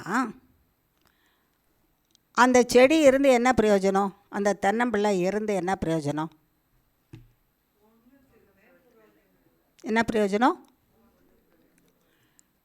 கடைசியில் அதை அந்த நட்டு வச்ச அந்த தோட்டக்காரர் அதை என்ன பண்ணுவார்? பிடிங்கி குப்பையில் போட்டு. ஆமாம், ஏன்னா வளராமல் இருந்தா, செய்த தப்பிதத்தையே செய்துட்டு இருந்தா, மன்னிக்காமல் இருந்தா, பெரிய பாவங்கள் சின்ன பாவங்கள்னு எந்த பாவத்தை செய்திருந்தாலும் கர்த்தர் அதை செய்யாதே, அது உனக்கு வாழ்க்கைக்கு ஆபத்து, நீ பரலோகத்துக்கு போக முடியாது, நீ காத்துக்கோ உன்னேன்னு சொல்லும்போது அதை நம்ம விட்டு விலகி என்ன பண்ணிடணும்? காத்துக்கொள்ளணும். அப்படி காத்துக்கொள்கிறது தான் ஏசாமி வார்த்தையை சாப்பிட்டோம், நம்ம கேட்டதை சாப்பிட்டோம், புசித்தோம், வளர்ந்து வரோம். அப்போ வளர்ந்து வரும்போது இந்த தென்னம்பிள்ளை ஒரு இளமையான ஒரு இளநீரை கொடுக்குது. அதை குடித்தா இன்பமாக இருக்குது. வீட்டில் இருக்கிற நீங்களும் நானும் அப்படி தென்னம்பிள்ளையை போல் வளர்ந்து வந்துட்டோம். நம்மகிட்ட இந்த இளநீர் கிடைக்குது. அந்த இளநீர் யார்? தேவனுடைய வார்த்தை. அந்த வார்த்தையை நம்ம கொடுக்கும்போது அவங்க சாப்பிட்டு சந்தோஷமாக தைரியமாக இருப்பாங்க. ஒருத்தர் சொல்கிறாங்க, இத்தனை வருஷம் 10 வருஷமாக நான் கல்யாணம் பண்ணி வாழற ஒருத்தரோட மோசமாக தான் இருக்குது. ஜெபம் பண்ணி அப்படியே தான் இருக்குது, ஒரு மாற்றமும் இல்லை, இன்னும் குடி அதிகமாக தான் இருக்குது. நான் செத்து போகலான் இருக்கிறேன்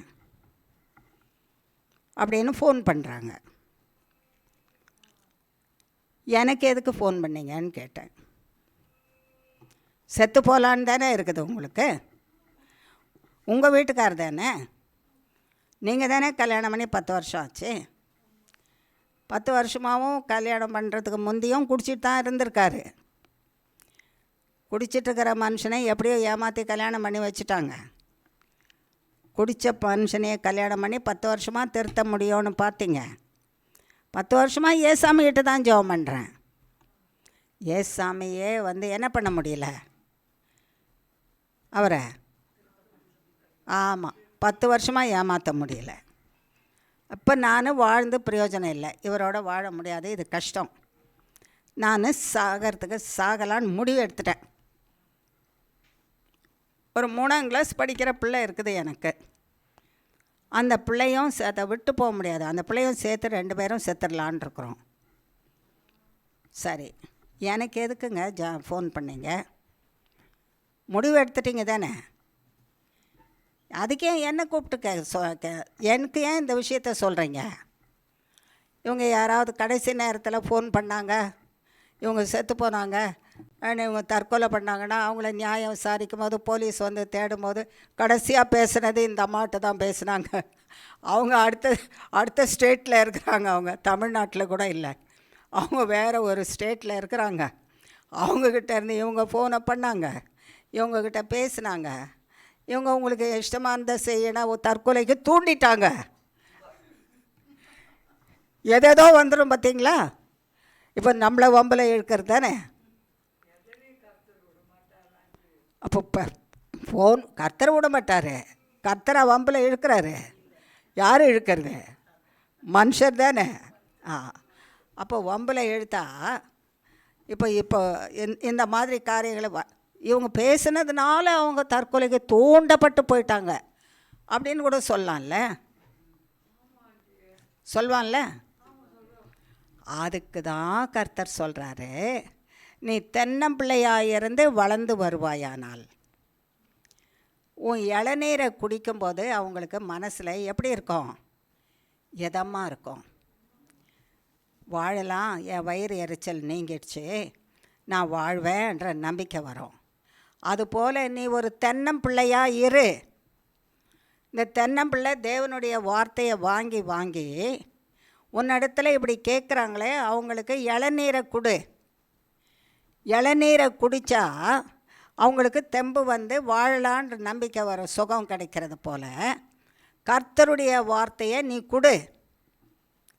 நீ தென்னம்பிள்ளையாக இருக்கிறன்னா கர்த்தருடைய வார்த்தையை வாங்கி வாங்கி நீ கர்த்தருக்குள்ளே வளர்ந்து வளர்ந்து வளர்ந்து வா. நீ வளர்ந்து வளர்ந்து வந்து கர்த்தருடைய வார்த்தை உங்கள்கிட்ட இருக்குமானா தென்னம்பிள்ளைக்குள்ளே என்ன இருக்குதோ அந்த தண்ணியை தானே கொடுக்குது. தேவனுடைய வார்த்தையை கேட்டு நான் வளர்ந்து வந்தால் என்னுடைய இளநீர், என் வாயிலிருந்து வர வார்த்தை யார் வார்த்தையாக இருக்கும்? கர்த்தருடைய வார்த்தை. அந்த வார்த்தையை கொடுத்தா அவங்க அதை வாங்கி குடித்தாங்கன்னா அந்த வார்த்தை அவர்களை உயிர்ப்பிச்சிடும். உயிர்ப்பிச்சிடுமா? உயிர்ப்பிக்காதா? ஏன்? உயிர் கொடுக்கிற தேவனுடைய வார்த்தையை சொல்கிறோம். யாரை சொல்கிறோம்? உயிர் கொடுக்கிற தேவனுடைய வார்த்தையை கொடுக்குறோம். ஆகையினால கர்த்தர் உன்னையும் என்னையும் பார்த்து இன்றைக்கி சொல்கிறாரு, தென்னம்பிள்ளையே நீ யாரா? தென்னம்பிள்ளை. யார் கையில் இருக்கிற தென்னம்பிள்ளை? கர்த்தர் கையில் இருக்கிற தென்னம்பிள்ளை. தென்னம்பிள்ளையே நான் கொடுக்குற வார்த்தையை வாங்கி நீ அதில் வளர்ந்து உன் வாயிலிருந்து வர்ற வார்த்தை இளநீர் கொடுக்கறது போல், தென்னம்பிள்ளை கொடுக்கறது போல் கர்த்தருடைய வார்த்தையை வாங்கி நீ வளர்ந்து அந்த வார்த்தையை அடுத்தவங்களுக்கு கொடு. அதை கேட்டு அந்த தேவ வார்த்தை அவங்கள உயிரோடு வச்சிடும், சாக வைக்காது, செத்துப்போன்னு சொல்லாது. சாவிலிருந்து அவர்களை என்ன பண்ணும்? மீட்டுக்கொள்ளும். வாழறதுக்கு தைரியம் கொடுக்கும், நம்பிக்கையை கொடுக்கும். அந்த வார்த்தை தான் உன் வாயில் இருக்கணும். இன்றைக்கி இந்த பார்வையில் இந்த நாளில் கர்த்தர் உன்னையும் என்னையும் பார்த்து யார் நீன்னு சொல்கிறாரு? நம்மளை இப்போ தானே சொன்னார்.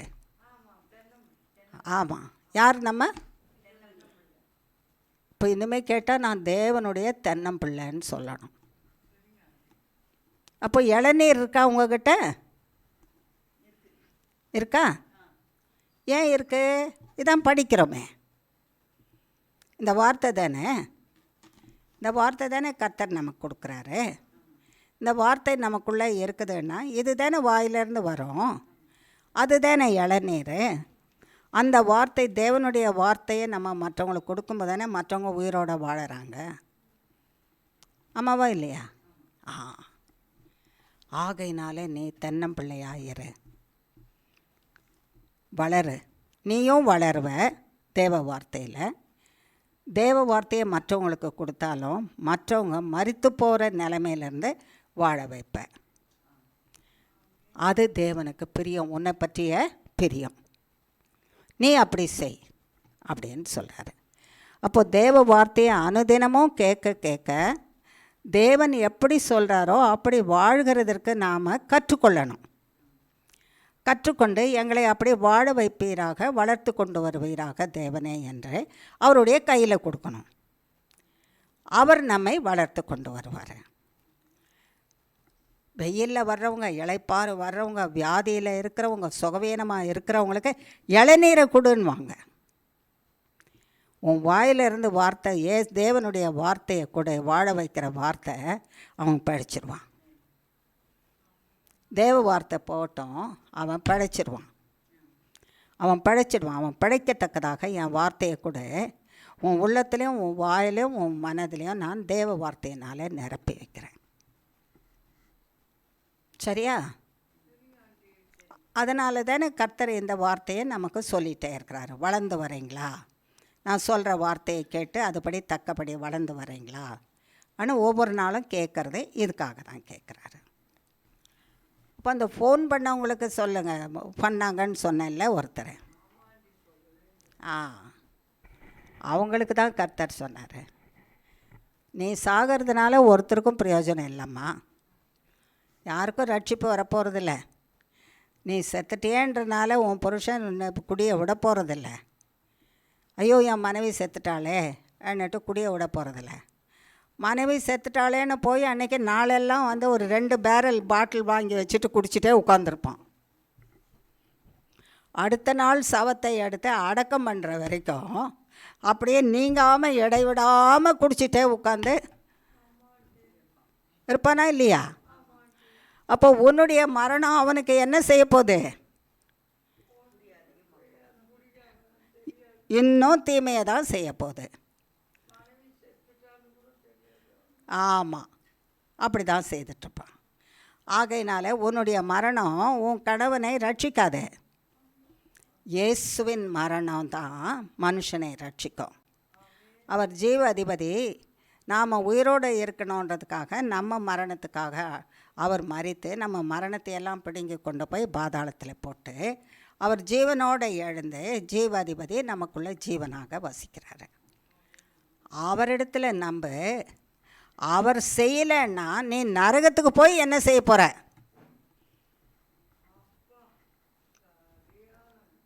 சரியான கேள்வி கேட்டார்ல கர்த்தர். பூமியில் இருந்தே உன்னால் ஒன்றும் செய்ய முடியல. நீ தற்கொலை பண்ணி செத்துட்ட பிறகு எங்கே போவ? நரகத்துக்கு போவ. நரகத்தில் போய் என்ன செய்வ? மேலே இருக்கிற மனுஷனுக்கு, பூமியில் இருக்கிற மனுஷனை காக்க முடியுமா? பூமியில் இருக்கிற மனுஷனுக்கு ஏதாவது தப்பு வைக்கிறதுக்கு வழி செய்யுமா? அவங்களுக்கு ஐயோ கொய்யோன்னு அழுகிறதுக்கு வேதனைப்படுறதுக்கு தானே சரியாக இருக்கும். காப்பாற்றுறதுக்கு எங்கே வழி இருக்கும்? பூமியில் விட்டு வந்தவங்க எப்படி இருக்கிறாங்கன்னு என்ன தெரியும்? பூமியில் இருக்கும்போதே உன்னால் ரட்சிக்கிறதுக்கு வழி காட்ட முடியல. செத்துட்டு நீ நரகத்துக்கு போன பிறகு நீ பெருசாக ரட்சித்துருவியா? மனுஷன் சொல்கிற வார்த்தையில் சொன்னோன்னா நரகத்துக்கு போன பிறகு நீ என்ன கிழிக்க போகிற? மனுஷன் அப்படி தானே சொல்லுவாங்க, நீ என்ன கிழிக்க போகிற அப்படின்னு தானே சொல்லுவாங்க. நரகத்துக்கு போன பிறகு நீ என்னத்தை கிழிக்க போகிற? என்ன கிழிக்க போகிற? உன்னையே அங்கே பார்த்துக்க முடியல. இந்த கொஞ்ச கால வாழ்க்கை பூமியில் வாழறதுக்கு உன்னால் தாங்க முடியல. நித்திய வாழ்வு நரகத்தில் போய் வெந்து சாகிறதுக்கு உன்னால் முடியுமா? இங்கே இருக்கும்போது ஈஸியாக தெரியுது. அங்கே போய் என்ன சாதிக்க போகிற? நரகத்துக்கு போய் என்ன சாதிக்க போகிற? நரகத்துக்கு போகிறதுக்கு விரும்பாத, தற்கொலை பண்ணிக்க விரும்பாத, கர்த்தருடைய கரத்தில் கொடு. அவரால் முடியாதது ஒன்றுமே இல்லை. காத்துரு, அவர் செய்கிற வரைக்கும், விடுவிக்கிற வரைக்கும் காத்துரு. அதை கேட்டு அவங்க அப்படியே செய்கிறேன்னு சொன்னாங்க. ஆமாவா இல்லையா? அப்போ அந்த ஆத்துமா ரட்சிக்கப்படுதா இல்லையா? அந்த குடிக்கார கணவரும் ரட்சிக்கப்படுறதுக்கு வாய்ப்பு கொடுத்துருக்குறாங்களா இல்லையா? இன்னொரு வாய்ப்பு. இவங்கள தவிர யார் இருக்கா ஜெபம் பண்ணுறதுக்கு? அதுக்கு தானே ஒரு மனைவியை வச்சுருக்காங்க, அந்த புருஷன் ரட்சிக்கப்பட. நான் செத்து போகிறேன்னா இந்த புருஷனுக்காக ஜெபம் பண்ணுறது யார்? 2 இப்போ நியாய தீர்ப்பு நாளில் 2 பனிஷ்மெண்ட்டு. நீ தற்கொலை பண்ணது ஒரு பனிஷ்மெண்ட்டு, தண்டனை. புருஷனுக்காக ஜெபம் பண்ண அவன் ரட்சிக்கப்படட்டோன்னு வச்சுருக்கிறேன், அதை செய்யாமல் போனது, பாவத்திலே விட்டு போனது இன்னொரு தண்டனை. அப்போ நியாய தீர்ப்பின் காலத்தில் எத்தனை தண்டனை கிடைக்கும்? 2 தண்டனை.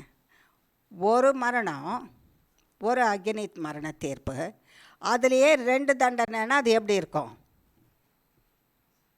தாங்க முடியாதுல்ல?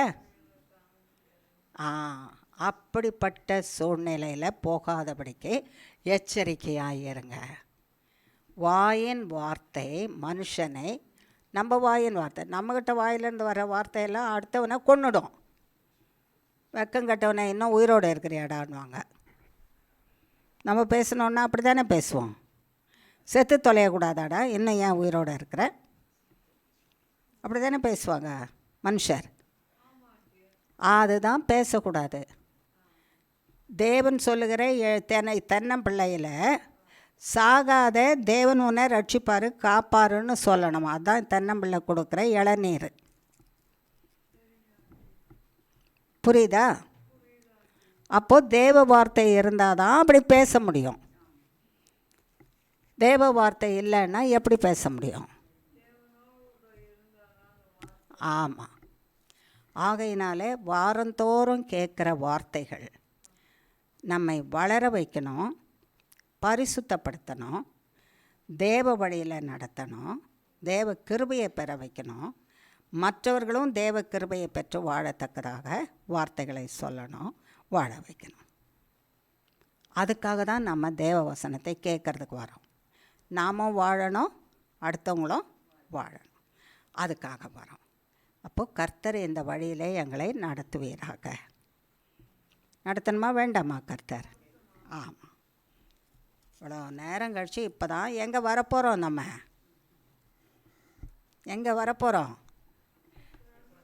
கர்த்தருடைய வார்த்தைக்கு வரப்போகிறோம். கர்த்தருடைய வார்த்தை நம்மோட கூட பேசிக்கொண்டே இருக்கிற பகுதி, எப்பொழுதும் பேசிக்கொண்டே இருக்கிற, சில காலங்களாக இந்த வருஷம் தொடங்கினதுலேருந்து பேசிக்கொண்டே இருக்கிறார். உபாகமத்தின் புஸ்தகத்தில் 33ஆம் அதிகாரம் 27ஆம் வசனம். 27ஆம் வசனத்தில் கர்த்தராகிய தேவன் இப்படி சொல்கிறாரு: அநாதி தேவனே உனக்கு அடைக்கலம், அவருடைய நித்திய புயங்கள் உனக்கு ஆதாரம். அநாதி தேவனே உனக்கு அடைக்கலம், அவருடைய நித்திய புயங்கள் உனக்கு ஆதாரம். அவர் உனக்கு முன்னின்று சத்துருக்களை துரத்தி அவர்களை அழித்து போடு என்று கட்டளை இடுவார்.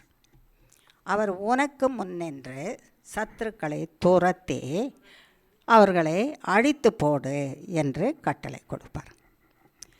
அப்போது கட்டளை கொடுக்குற இந்த தேவன் நாம் எங்கே இருக்கணும்னு சொல்கிறாரு? அவர் அடைக்கலத்துக்குள்ளே இருக்கணும்னு சொல்கிறாரு. அநாதி தேவனுடைய அடைக்கலம். அவர் வானத்தையும் பூமியும் இந்த சர்வத்தையும் சிருஷ்டித்த தேவன். அவருக்கு பூமி பாதப்படி. இந்த பூமியில் பார்க்குற இந்த கடல் தண்ணி ஒரு சின்ன பேசுன்னு, சின்ன பாத்திரத்தில் இருக்கிற தண்ணி மாதிரி. நம்ம அதில் காலை வச்சோன்னா இழுத்துட்டு போயிடும், செத்து போயிடுவோம். அவர் அதை கையில் விரலில் வச்சு விட்டு விளையாடுவார். அந்த அளவுக்கு இது சின்னது அவருக்கு.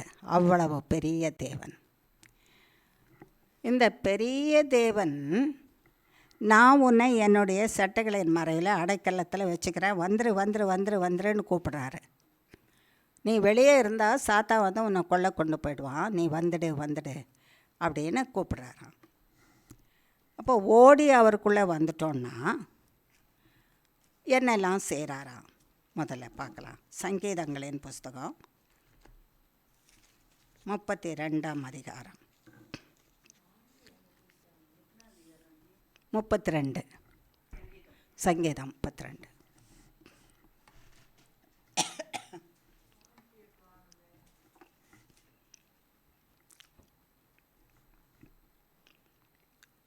முப்பத்தி 7ஆம் வசனம் இப்படியாக சொல்லுது. நீர் எனக்கு மறைவிடமாய் இருக்கிறீர், என்னை நீர் இக்கட்டுக்கு விலக்கி காத்து இரட்சண்ய பாடல்கள் என்னை சூழ்ந்து கொள்ளும்படி செய்வீர். நீர் எனக்கு மறைவிடமாய் இருக்கிறீர். அடைக்கலம்னா மறைவிடம், மறைச்சிக்குவாரான் நம்மளை. சத்துரு நம்மளை பார்க்காதபடிக்கு மறைச்சிக்குவாரான். மறைவிடமாக இருக்கிறீர், என்னை இக்கட்டுக்கு விலக்கி காப்பீர். இக்கட்டுனா ஆபத்து, மரண ஆபத்துக்கு விலக்கி காப்பீர்.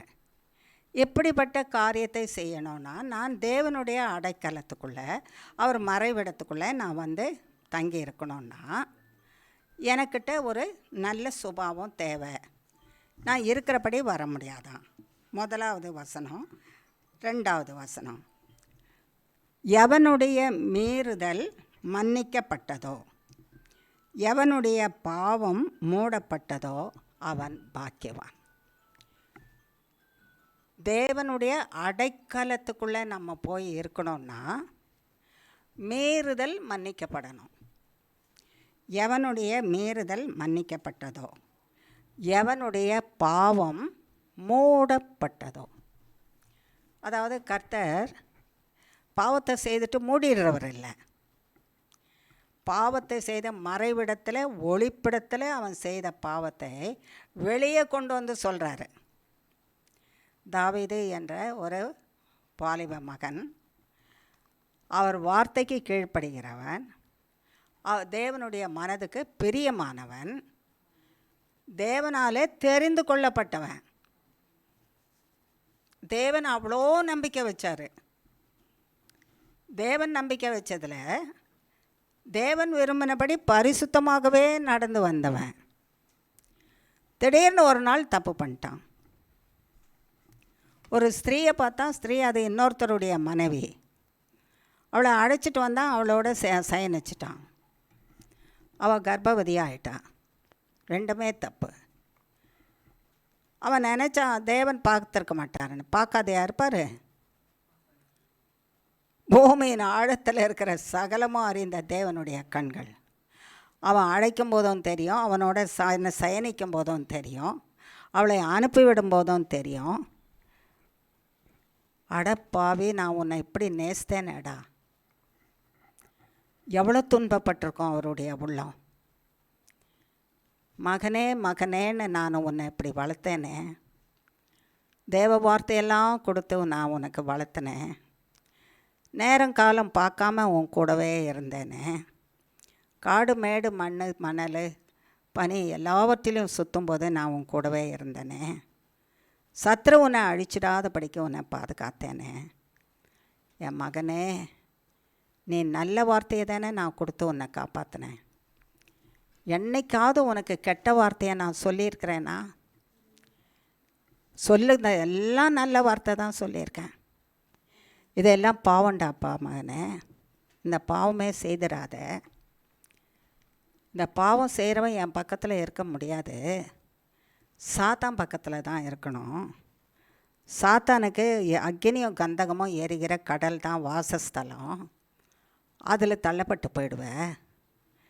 நீ என்கிட்ட என் வார்த்தையை கேட்டு நீ வளர்ந்திய. ஒரு நாளாவது நான் சொல்லியிருக்கேன்னா, அந்த ஸ்திரீயை கொஞ்சம் நிர்வாணமாக்கி பாரு, அது எப்படி இருக்குதுன்னு. அவள் உன் சகோதரிடா. அவள் யார் உனக்கு? சகோதரிடா. அவள் உன் ரத்தம் இயேசுவின் ரத்தத்தினால தேவன் சிருஷ்டித்த எல்லா பிள்ளைகளும் ஒரே ரத்தத்தில் பிறந்த பிள்ளைங்க. அவள் உன் சகோதரிடா, உன் ரத்தம். அந்த ரத்தத்தை நீ என்ன செய்ய முடியாது? நிர்வாணப்படுத்த முடியாது, அசிங்கப்படுத்த முடியாது.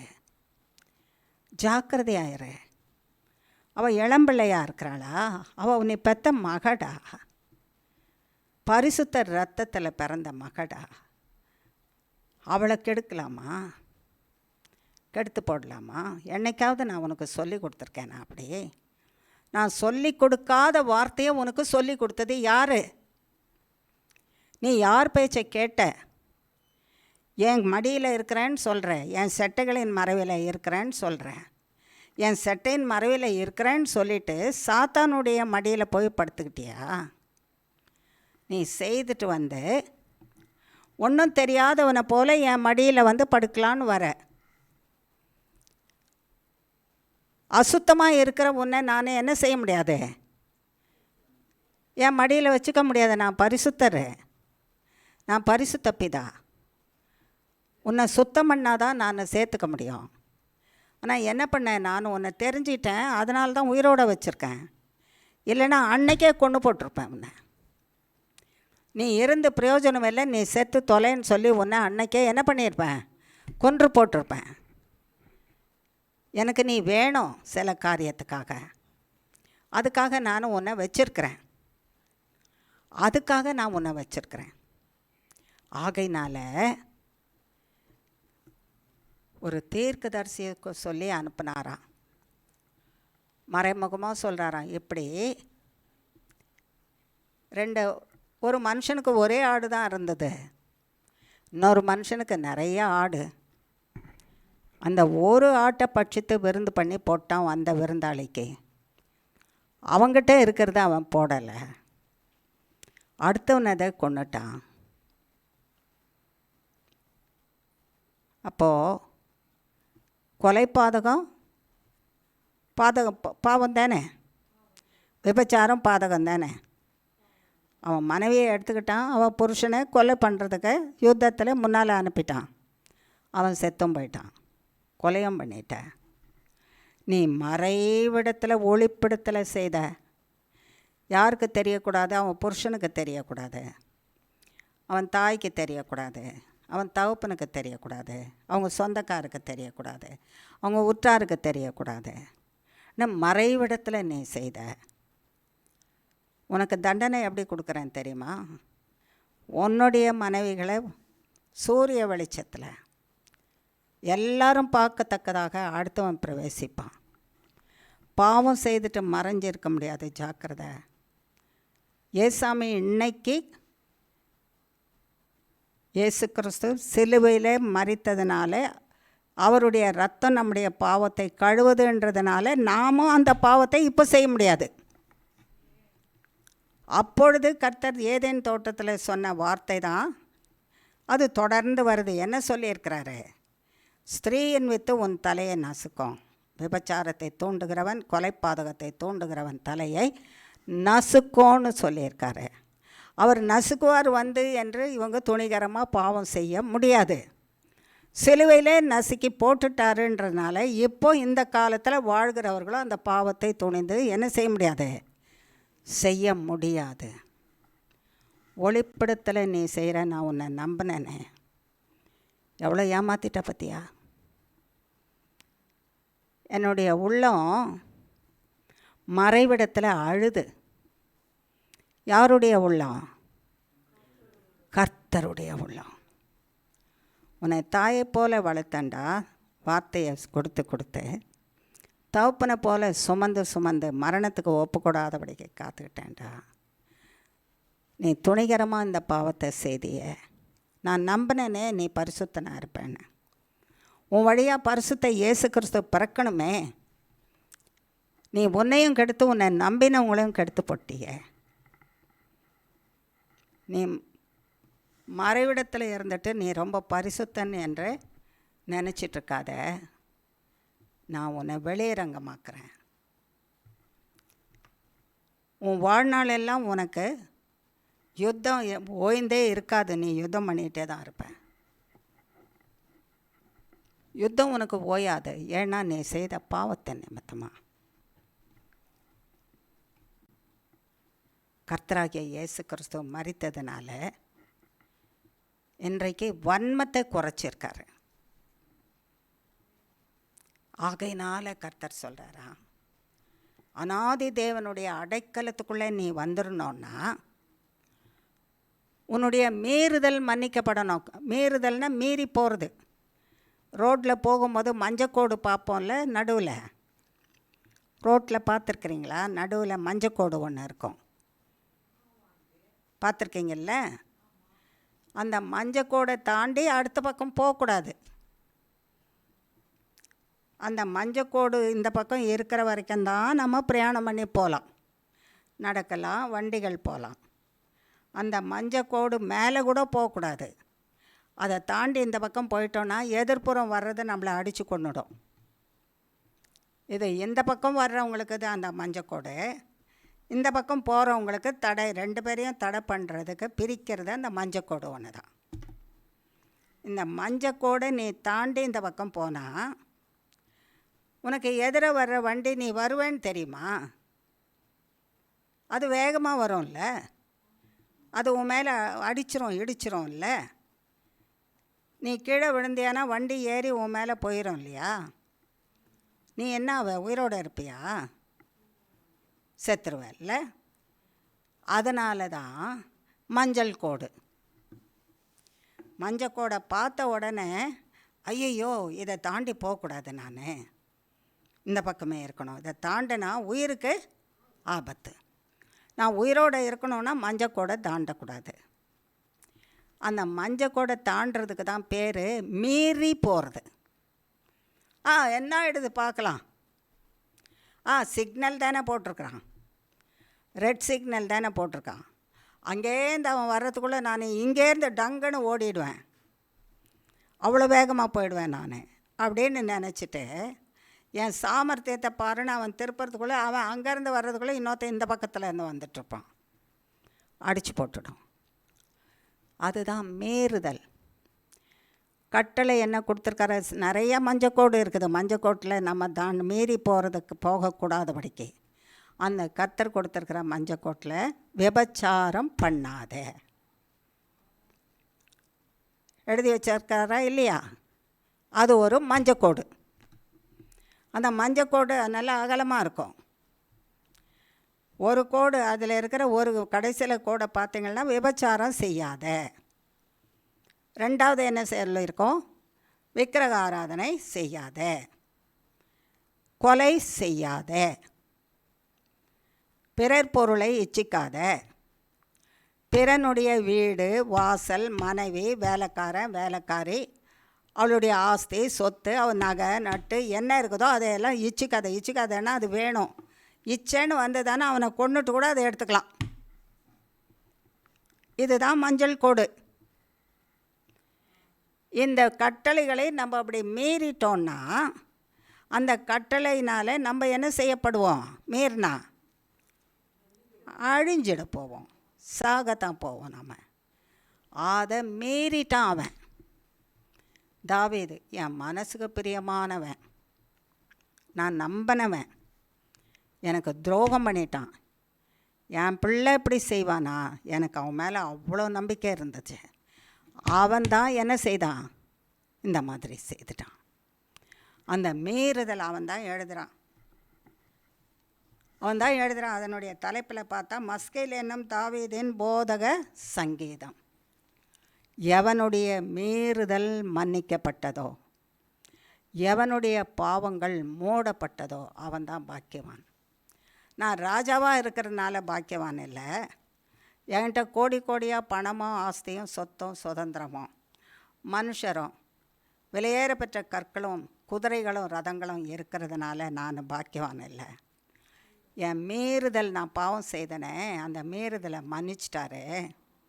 நான் செய்த பாவத்தை இனி செய்யாதடான்னு ஒரு தண்டனை, நல்ல தண்டனை கொடுத்தாரு. சரியான அடி. அந்த காலத்துலலாம் அப்பா மாரு அடி கொடுக்கணுன்னா ஜட்டியை கொஞ்சம் கழட்டிட்டு பின்னால் கொடுப்பாங்க அடி, பரம்பு வச்சு. முட்டிக்காலுக்கு கீழே கொடுப்பாங்க அடி. அது பழுத்து போயிடும், உட்கார முடியாது. அந்த அளவுக்கு பழுத்து போகிற அளவுக்கு கொடுப்பாங்க அப்பா. வாழ்க்கையில் திரும்பி அதை செய்யவே கூடாது. அதனால் பிள்ளைங்க செம்மையாக நடந்து வந்தாங்க. அந்த அடி எப்போ கொடுக்கறதுக்கு தகப்பன்மார் மறந்துட்டாங்களோ பிள்ளைகள் காட்டு மிராண்டி ஆட்டம் வாழ ஆரம்பிச்சிருச்சு. சிலுவையில் இயேசு கிறிஸ்து என்றைக்கு மரித்தாரோ எல்லாருக்கும் தைரியம் வந்துருச்சு பாவம் செய்கிறதுக்கு. ஏன் பாவம் செய்ய தைரியம் வந்தது? ஏசாமி மன்னிச்சிடுவார்யா, ஏசாமி மன்னிச்சிடுவார், ஏசாமி மன்னிச்சிடுவார், ஏசாமி மன்னிச்சிடுவார். அதை எப்படி மன்னிப்பாருன்னு இப்போ ஒரு கேள்வி கேட்டீங்கல்ல, அதுதான் கேள்வியை. அந்த கேள்வி தான் மண்டையில் வராதபடிக்கு சாத்தான் தடை பண்ணிட்டான். அது எப்படிடா நீ பண்ணிகிட்டே இருந்தால், பாவம் பண்ணிகிட்டே இருந்தால் ஏசாமி மன்னிப்பார்? ஒரு முறை செய்யாத தெரியாத பண்ணிட்ட மன்னிச்சிட்டாரு, தொடர்ந்து செய்தியானா மன்னிச்சிட்டே இருப்பாரா? மன்னிக்க மாட்டார். ஆமாம். ஆகையினால தான் பொய்யான வார்த்தையை சாத்தான் சொல்கிறத கேட்டு ஏசாமி மன்னிச்சிடுவார்னு இருக்காத. தண்டனை சரியாக கொடுத்து இன்னொரு முறை இந்த தண்டனைக்குள்ளே போனேன்னா உருப்படியாக இருக்க மாட்டேன், நரகத்துக்கு போயிடுவேன், இனிமேல் எனக்கு இது செய்யவே மாட்டேன் ஆண்டவரே ஆனால் நான் அறிக்கை பண்ணி அதிலேருந்து வெளியே வந்துட்டேன்னா என் பாவத்தை மன்னிச்சிட்டு அப்படியே மூடி போட்டாராம். அவர் நினச்சி கூட பார்க்க மாட்டாராம். மனுஷராகிய நம்ம தான் என்ன பண்ணிகிட்ருப்போம்மா, முந்தா நாள் இப்படி பண்ணையே, 3 வருஷத்துக்கு முந்தி இப்படி பண்ணையே, 30 வருஷத்துக்கு முந்தி இப்படி பண்ணையே, உங்கள் அப்பா இப்படியே கேள்விப்பட்டேன், உங்கள் அம்மா இப்படியே கேள்விப்பட்டேன், இதை தான் சொல்லிக்கிட்டே இருப்போம்மா. தேவன் மன்னித்து முடிச்சிட்டாருன்னா தண்டனையோட இனிமேல் செய்ய மாட்டேன் ஆண்டவரேன்னு சொன்னால் அப்படியே மூடிடுவாராம். பாவம் செய்யாத ஒரு பிள்ளைய போல ஏற்றுக்குவாராம். அதுக்குரிய பிராயச்சித்தம் தண்டனை. நம்ம செய்த பாவத்துக்கு பிராயச்சித்தம் என்ன? தண்டனை. அந்த தண்டனையை வாங்கிட்ட பிறகு நான் இனிமேல் செய்ய மாட்டேன் ஆண்டவரேன்னு சொல்லி உறுதி வாக்கு எடுக்கும்போது அவருடைய இரத்தத்தினால கழுவி பரிசுத்தப்படுத்தி அப்போ தான் மூடி மறைச்சிடுறாராம். பாவம் மன்னிக்கப்பட்டவன் தான் பாக்கியவான். பூமியில் சொத்து சுதந்திரம் இருக்கிறவன் பாக்கியவான் இல்லை, பாவம் மன்னிக்கப்பட்டவன் தான் பாக்கியவான். எவனுடைய அக்கிரமத்தை கர்த்தர் எண்ணாதிருக்கிறாரோ, எவனுடைய ஆவியில் கபடம் இல்லாதிருக்கிறதோ அவன் பாக்கியவான். எவனுடைய அக்கிரமத்தை கர்த்தர் எண்ணி கூட பார்க்க மாட்டாராம். அவனுக்கு இதை பாவமோ அக்கிரமோ மீறுதலே மன்னிச்சிடுறாரு இல்லையா தண்டனையோட. அவர் ரத்தத்தினாலே கழுவி மருத்துவம் மூடி போட்டுறாரு. அதுக்கு பிறகு ஏதாவது கர்த்தர் அவனுக்கு ஆசீர்வாதம் கொடுக்குறாருன்னா இதை பார்த்துட்டு இருந்தவங்க இருப்பாங்கல்ல, தப்பு செய்யும்போது பார்த்துட்டு இருந்தவங்க இருப்பாங்கல்ல, அவங்க போய் ஏசாமிக்கிட்ட கர்த்தர்கிட்ட என்ன சொல்லுவாங்களாம்? ஆண்டவரே ஆண்டவரே மறந்துட்டிங்களா நீங்கள்? அந்த தேதியில் அந்த நாளில் இவன் இதெல்லாம் பண்ணானே, இப்படி சொன்னானே, இப்படி பேசினானே, இவ்வளோ திமிராக பேசினானே, அவனே தேவன்ன்ற மாதிரியே நினச்சிட்டு கூட பேசினானே, அவ்வளோ சீக்கிரமாக மறந்துட்டீங்க? கொஞ்சம் அதை ஞாபகம் வச்சுக்கிட்டு இப்போ என்ன பண்ணாதீங்க, அவனுக்கு நல்லது செய்யாதீங்க அப்படின்னு சொல்ல போவாங்களாம். ஏசாமி என்ன பண்ண மாட்டாரா? காதலையே வாங்க மாட்டார். எதில் வாங்க மாட்டார்? காதலையே வாங்க மாட்டாராம். அவன் அறிக்கை பண்ணான்டா, அவனுக்கு நான் கொடுக்க வேண்டிய தண்டனையை கொடுத்துட்டேன், இனிமேல் நான் அந்த தப்பு செய்ய மாட்டேன்னு அறிக்கை பண்ணிட்டான். அதனால் மன்னிச்சுட்டு அதை மூடியே போட்டேன். பாவம் என்பது என்ன? அவன் செய்கிற பாவத்துக்குள்ளே சாத்தான் தான் இருக்கிறான். அவனை மூடி போட்டேன். அவன் இனிமேல் அந்த பாவம் வெளியே வராது, இனிமேல் பாவம் செய்ய மாட்டான். அதனால தான் நான் அவனுக்கு நன்மை செய்கிறேன். எனக்கு நீ ஞாபகப்படுத்தாத. நான் மறந்து போகிற தேவன் இல்லை. நான் மனுஷருடைய தப்பிதம் எனக்கு தான் முதல்ல தெரியும். அவன் வீட்டாருக்கு தெரியறதுக்கு முந்தி மனுஷன் செய்கிற தப்பு, அவன் உள்ளத்தில் யோசிக்கிற யோசனை, அவன் போடுற பிளானு, அந்த கபடம் உள்ள இருதயம், உனக்கு நல்லது செய்கிறேன் வா, உனக்கு நன்மை செய்கிறேன் வா அப்படின்னு கூட்டிகிட்டு போயிட்டு கத்தியை எடுத்து கொண்டுடுவான். நல்லது செய்கிறவா, நல்ல ஆலோசனை கொடுக்குறவா, நல்ல நன்மையை செய்கிறவா அப்படின்னு உள்ள கூட்டிகிட்டு போயிட்டு செய்ய வேண்டாதது எல்லாவற்றையும் செய்துட்டு வந்துடுவான். கபடம் உள்ளவன், கபடஸ்தன். வெளியில் உனக்கு நல்லது செய்கிறேன்னு சொல்வான், உள்ளதில் உனக்கு அழிவை உண்டு பண்ணுவான். அழிவை உண்டு பண்ணுகிறவன் கபடஸ்தன். எவனுடைய ஆவியில் அந்த கபடம் இல்லாதிருக்கிறதோ, ஏமாற்றி உன்னை உள்ளே கொண்டு போய் உன்னை அழிக்கிற குணம் இல்லாமல் இருக்குதோ அவன்தான் பாக்கியவான். இப்படிப்பட்டவன் கபடஸ்தனாக இல்லாமல் தீமை செய்கிறவனாக இல்லாமல் உள்ளதை உள்ளபடி சொல்லி தேவ வார்த்தையை வாங்கி நீ ஒரு தென்னம்பிள்ளையாக இருந்து தேவ வார்த்தையை இளநீராக மற்றவர்களுக்கு கொடுத்து சத்தியத்தை சத்தியமாக சொல்லி தேவ வார்த்தையில் வளர்ந்து வா என்று நீ வளர்த்து கொண்டு வருவாயானால் நீ தேவனுடைய அடைக்கலத்துக்குள்ளே இருப்ப. நீ எங்கே இருப்ப? அடைக்கலத்துக்குள்ளே இருப்ப. உன்னை தொடுறதுக்கு யாரும் அதுக்கு பிறகு வரமாட்டாங்க. ஆகையினாலே ஞாபகம் வச்சுக்கோ மகனே மகளே, நமக்கு சொல்லி கொடுக்குறாரு. இதில் யாருமே விதி விலக்கு கிடையாது. எல்லாரும் இந்த கட்டளைக்குள்ளே கீழ்ப்படிஞ்சு தான் ஆகணும். உன் மீறுதல், பாவத்தின் மீறுதல் மன்னிக்கப்படணும், பாவங்கள் மூடப்படணும், உன்னுடைய அக்கிரமங்கள் மன்னிக்கப்படணும், உன்னுடைய ஆவியில் கபடம் இல்லாமல் இருக்கணும்.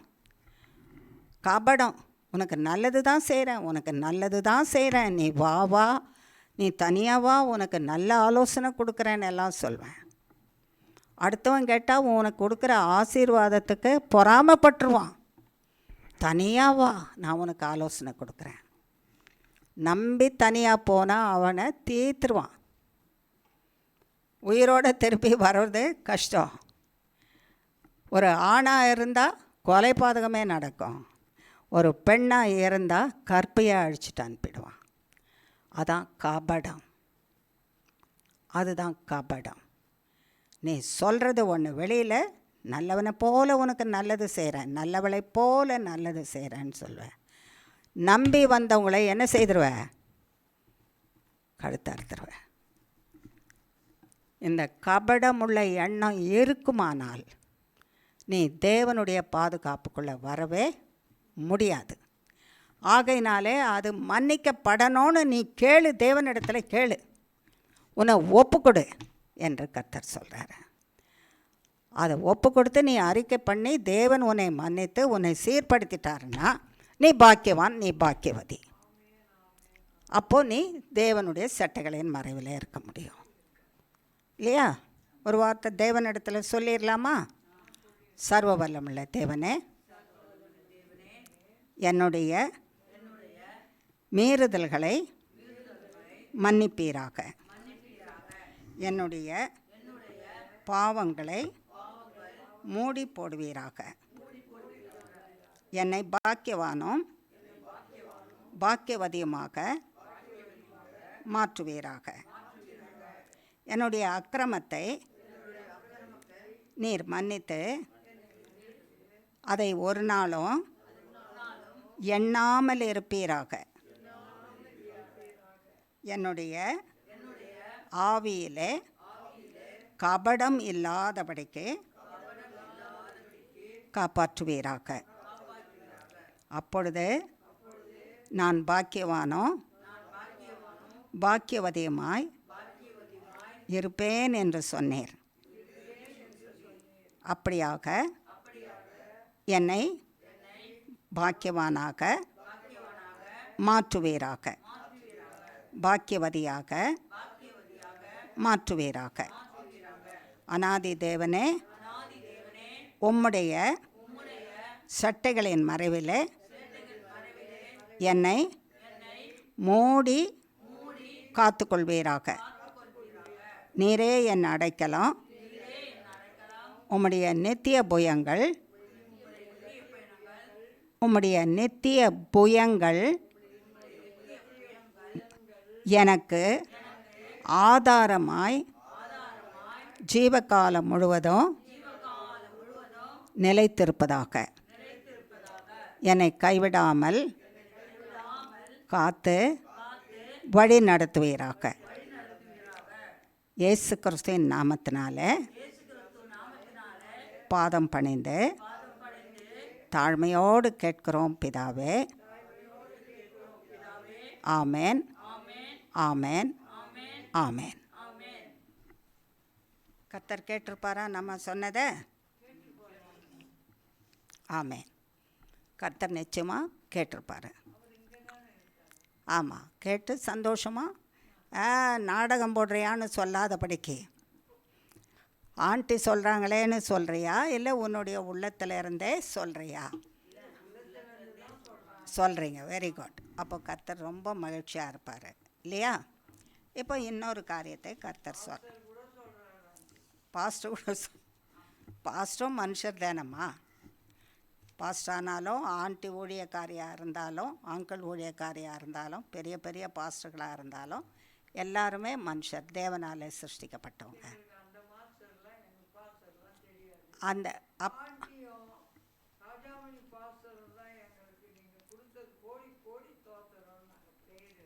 சரி, அவங்க எல்லாருமே தேவனாலே சிருஷ்டிக்கப்பட்டவங்க. மனுஷருக்கு கால் சறுக்கி போயிடும். அதனால் தேவனுடைய வார்த்தைன்னு வர்றது எல்லாருக்கும், உங்கள் எல்லாருக்கும், குடும்பத்தார் எல்லாருக்கும், பாஸ்டருக்கும் அவங்க குடும்பத்தாருக்கும், ஆண்டிக்கும் குடும்பத்தாருக்கும், சந்ததிக்கும் சந்தானத்துக்கும், இங்கே கேட்குறவங்களுக்கும் வந்திருக்கிறவங்களுக்கும் தூரத்துலேருந்து கேட்குற எல்லாருக்கும் ஒரே வார்த்தை தான், சமந்தான் இல்லையா? ஆமாம். இப்போ நம்ம பாதி வார்த்தையை பார்த்துருக்கோம், இன்னும் பாதி வார்த்தையை பார்க்கணும். அநாதி தேவன் உனக்கு அடைக்கலம், அவருடைய நித்திய புயங்கள் ஆதாரம், உனக்கு ஆதாரம். ஆமாம், எனக்கு ஆதாரம். ஆமாம் ஆமாம். இப்போ அடுத்த பகுதி என்ன இருக்குது? அவர் முன் நின்று, அவர் என்ன பண்ணுறாராம்? முன்னால் இருந்து உன் சத்துருக்களை துரத்தி நீ அவர்களை அழித்து போடு என்று கட்டளை கொடுக்குறாரு. ஆமாம். இப்போ நமக்கு முன்னால் நிற்கிறாராம். அவர் எப்படி நிற்கிறாருன்னு பார்க்கலாமா? விதவிதமான சூழ்நிலையில், விதவிதமான சம்பவத்தில் மனுஷர் முன்னால் நின்று சத்துருக்களை அழித்து போடுவாராம். சத்துருக்கள் நம்மை அழிக்காதபடிக்கு நம்மை காத்து கொள்வாராம். பார்க்கலாமா? ஆதியாகமத்தின் புஸ்தகத்தில் 19ஆம் அதிகாரம்.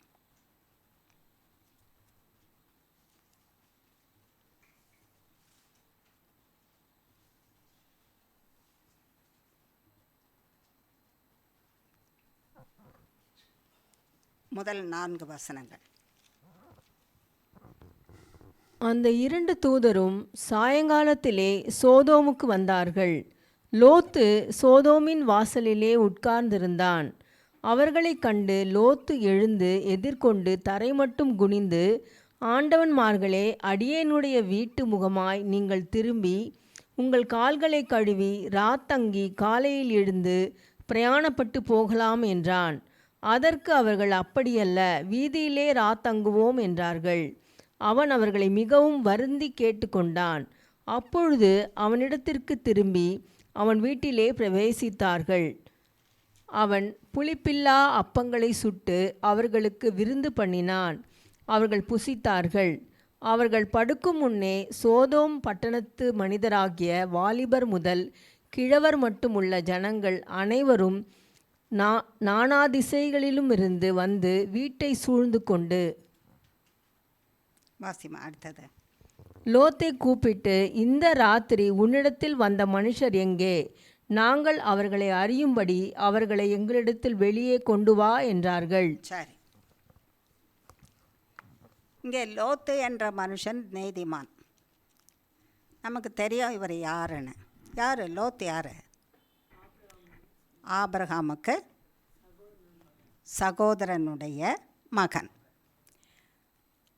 லோத்துடைய தகப்பனை இறந்து போனதுனால ஆபிரகாமோடவே கூட மகனைப் போல ஆபிரகாம் வளர்த்து கொண்டு வரார் அந்த லோத்து. ஆபிரகாம் எங்கே போனாலும் லோத்தை கூடவே கூட்டிகிட்டு போகிறாரு. இப்போ ஒரு காலம் வந்த பிறகு லோத்துக்கும் சொத்து சுதந்திரம் அதிகமாகிடுச்சு, ஆபிரகாமுக்கும் அதிகம். 2 பேரும் ஒன்றா சேர்ந்து வாழ முடியாது. நீ பிரிஞ்சு போப்போ, உனக்கு எந்த இடம் வேணும்னா, சோதோமுக்கு முன்னால் சமவெளி ரொம்ப நல்லா இருந்தது, அந்த இடத்த தெரிஞ்சுட்டு லோத்து போயிட்டார். லோத்து, மனைவி, பிள்ளைங்க 2 பேர் அங்கே போயிட்டாங்க. கொஞ்ச நாள் கழித்து அந்த சோதோம் ஊருக்குள்ளேயே போயிட்டாங்க. ஊருக்குள்ளேயே போய் வசிக்க ஆரம்பித்தாங்க. ஆனால் அந்த சோதோம் கொமரா என்ற அந்த 2 பட்டணமும் பக்கத்தில் இருக்கிற பட்டணம் பாவத்தினால மிகுந்து நிறைஞ்சி அக்கிரம செய்கைகளினால் மூழ்கி கொடுமையை மனுஷருக்கு செய்துட்டு இருந்தாங்களாம். யாரிடத்துல யார் பிரவேசிப்பது என்று தெரியாதான். யாரிடத்துல யார் பிரவேசிப்பது? கணவனிடத்தில் மனைவி பிரவேசிக்கணும். அதுதான் பிரவேசத்தில் கர்த்தராகிய தேவன் அமைச்சிருக்கிற அமைப்பு. பார்க்குற ஸ்திரீகள் இடத்துல எல்லாம் போகலாம், பார்க்குற புருஷர் இடத்துல போகலாம், மாமனார் இடத்துல போகலாம், மாமியார் இடத்துல போகலாம், மருமகள் இடத்துல பிரவேசிக்கலாம், மாமனார் இடத்துல பிரவேசிக்கலாம், மருமகன் இடத்துல பிரவேசிக்கலாம், அண்ணன் இடத்துல பிரவேசிக்கலாம், தம்பியின் இடத்துல பிரவேசிக்கலாம். ஒழுங்கற்ற முறையில் அவர்களுடைய வாழ்க்கை அது என்ன? விபச்சாரம் நிறைந்த வாழ்க்கை, நாற்றம் எடுத்து போன வாழ்க்கை, தேவனுக்கு முன்னதாக நாற்றம் எடுத்து போன வாழ்க்கை. நான் இந்த பகுதியை அடிக்கடி வாசிக்கும் போது, என் சின்ன பிராயத்தில் இருந்தேன்னா, ரொம்ப சின்ன பிராயம் இல்லை, வாலிப வயதில் நான் வேதத்தை வாசிக்க தெரிந்த நாட்டில் இருந்து வாசிக்கும் போது நான் இப்படி யோசிப்பேன், மனுஷரால் எப்படி இப்படி இருக்க முடியும்? ஒரு வீட்டில் ஒரு குடும்பத்தில் எல்லாரும் இருக்கிறாங்க. அந்த தகப்பன் யார்கிட்ட வேணால் பிரவேசிக்கலாம், அந்த தாய்கிட்ட யார் வேணால் பிரவேசிக்கலாம், அந்த வீட்டில் இருக்கிற அக்கா தங்கக்கிட்ட அண்ணன் தம்பிகிட்ட யார் வேணால் யாருக்கு வேணாலும் பிரவேசிக்கலாம். ஆனால் ஒரு வீட்டில் குடியிருப்பாங்க. இது எப்படி நடக்கும்? அந்த வீடு எப்படி வீடாக இருக்கும்?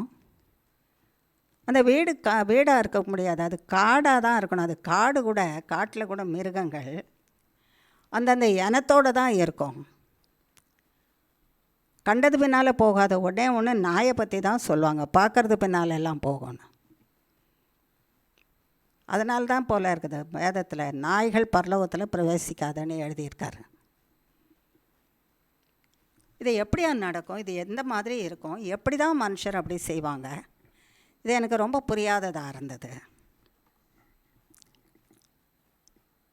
ஒரு 4-5 வருஷங்களுக்கு முன்பு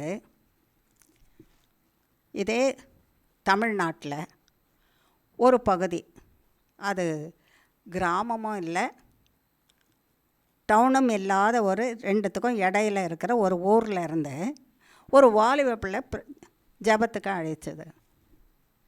நம்பிக்கை டிவி செய்தியை பார்த்தது. அது சொன்ன சம்பவம் இதே சம்பவம் தான். அந்த பிள்ளை தன்னுடைய தேவைக்கு, தன்னுடைய படிப்புக்கு, தன்னுடைய திருமணத்துக்கு அப்படி எதுக்குமே ஜெபம் பண்ணுங்கன்னு கூப்பிடலை. என் ஊர் ரட்சிக்கப்படுகிறதற்கு ஜெபம் பண்ணுங்கன்னு சொன்னது. என் ஊர் ரட்சிக்கப்படணும் ஆண்டி, அந்த ஊர் ரட்சிக்கப்படுறதுக்கு ஜெபம் பண்ணுங்க. என்னம்மா ரட்சிப்பு? விக்கிரக ஆராதனையா? அது கூட தாங்கிக்கலாம் போல ஆண்டி. யார் இடத்துல வேணால் யாரும் பிரவேசிக்கலாம் ஆண்டி. பக்கத்து வீட்டுக்கார பிள்ளை ஒன்று வருது, ஸ்கூல்லேருந்து வருது, அந்த துறையில் இருக்கிறவன் ஒருத்தன் வரான்.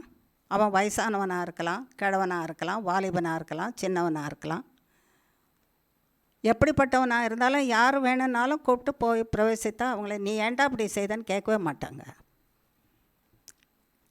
யார் வேணால் யார்கிட்ட வேணால் போகலாம், கேட்கவே மாட்டாங்க.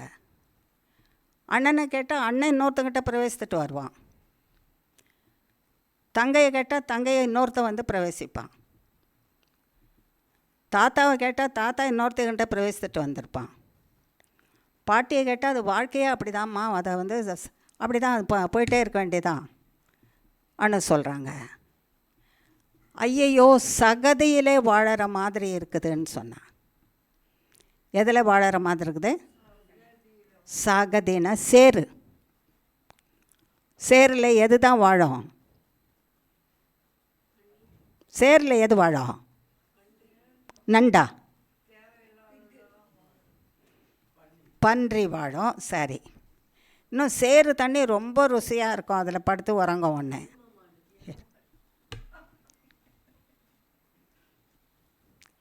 எருமை மாடு சேற்று தண்ணியில் உழந்து எழுந்து என்னென்னா நான் பன்னீரில் குளிச்சுட்டு வந்தேன்னு அப்படி நல்லா அப்படி ஆட்டிட்டு வரோன்னு நினைக்கிறேன். பன்றியும் அப்படி தான் ஆடிட்டு வரோன்னு நினைக்கிறேன். சேரிலோன்னு தேவ வசனத்தை கேட்க கேட்க நாங்கள் சேரில் வாழ்ந்துட்டுருக்குறோன்னு இருக்குது ஆண்டி. சேரில் இருக்கிறோம் நாங்கள். என் ஊர் ரட்சிக்கப்பட நீங்கள் ஜெபம் பண்ணுவீங்களா? என் ஊரார் ரட்சிக்கப்படணும். ஏம்மா அந்த இடத்துல தேவ வசனத்தை சொல்கிறதுக்கு யாருமே இல்லையா? தேவ வசனம் சொல்கிறதுக்கு யாராவது வந்தால் வரக்கூடாதுன்னு துரத்திடுவாங்க ஆண்டி. அவங்க தான் ரட்சிப்படைஞ்சிருவாங்களே. அதனால் ஒருத்தருமே இல்லை. அங்கே ஒரு சர்ச்சு இல்லை, சர்ச்சு ஆளே இல்லைன்னா அப்புறம் எங்கே சர்ச் இருக்கோம்? சர்ச்சுக்கு வழியே கிடையாது. சத்தியத்தை எடுத்து சொல்கிறதுக்கு மனுஷர் இல்லை. சீர்கேடான நிலைமையில் நீங்கள் அந்த நாள் செய்தி அப்படி இருந்தது போகிறது. பூமியானது சீர்கெட்டதாக இருந்தது. தேவன் நோவாவுக்கு முன்னால் அழிக்கிறதுக்காக தீர்மானித்த ஒரு சம்பவம் அது. நோவாவையும் அவன் குடும்பத்தையும் ரட்சித்தார் தண்ணினால் உலகத்தையும் அழிச்சிட்டார். பூமி சீர்கேடாக இருந்தது. அந்த சீர்கேட்டை தாங்க முடியாதபடிக்கு இருக்கிற சீர்கேடான ஊர் என்னுடைய ஊர். தயவுசெய்து நீங்கள் ரட்சிக்கணும் கர்த்தர்னு ஜெபம் பண்ணுங்க. எனக்கு இந்த சேரில் வாழ இஷ்டம் இல்லை, பயமாக இருக்குது. இந்த இடத்த விட்டு எனக்கு ஒரு வேலை வேணும்னு கேட்குறேன். எனக்கு வேலை கிடச்சிதானா இந்த ஊரை விட்டு நான் வேறு ஊருக்கு போயிடலான் இருக்கிறேன். கர்த்தர் சொன்னார், எங்கே போனாலும் ஏசாமியோட போ. எந்த ஊரும் பரிசுத்தமான ஊருன்னு சொல்லாத. எல்லா ஊர்லேயுமே நீ பன்றிகளையும் பார்க்கலாம், எருமைகளையும் பார்க்கலாம். எல்லா ஊர்லேயும் சேரையும் பார்க்கலாம், சகதியும் பார்க்கலாம். சேற்றில் இருந்தோம், சேற்றின் வாழ்வில் இருந்தோம், பன்றிகளிடத்தில் இருந்தோம், எருமைகளின் வாழ்வில் இருந்தோம். என்னை பிரித்து காத்து கொள்ளும் ஆண்டவரேன்னு கேட்டால் தான் தப்பு வைக்கப்பட முடியும். ஆகையினால தேவனோட போ, உன்னை காப்பாற்றுவார். எல்லா சூழ்நிலையிலும் உன்னை காப்பாற்றுவார். எல்லா இடத்துலையும் இது உன்னுடைய ஊர் முழுசுமே இப்படி இருக்கிறதா பார்க்குற. உலகம் முழுசில் ஆங்காங்கே இப்படி இருக்கத்தான் செய்யும். எந்த இடத்துல இப்படி நடக்காதுன்னு நினச்சிட்டு நீ போகிறியோ அந்த இடத்துலையே அது இருக்கும். ஐயோ இந்த இடத்துல தேவனுடைய வாசனை நிறையா இருக்குதுன்னு நினச்சிட்டு போனாலும் உள்ளுக்குள்ளே சேரும் சகதியும் அந்த இடத்துல கூட இருக்கும். உன்னை காக்கிறவர் உன் தேவனாகிய கர்த்தர். அவரை மட்டும் நம்பி நீ போ. அவர் உன்னை இந்த சேற்றுக்கும் சகதிக்கும், இந்த பன்றிகளுக்கும் எருமைகளுக்கும் நாய்களுக்கும் விலைக்கு காப்பார். அந்த பிள்ளை அதை கேட்டு அப்படியே ஜெபித்து, அதுக்கு வேறு ஒரு ஊரில் வேலை கிடச்சிது. அதை நான் போகிறேன் ஆண்டி, அந்த ஊரில் நீங்கள் சொன்னபடியே கர்த்தர் என்னை காத்துக்கொள்ள நான் ஜெபிக்கிறேன்னு சொல்லிட்டு போச்சுது. நான் இடைவிடாமல் ஜெபிக்கிறேன் ஆண்டி அந்த ஊருக்காக.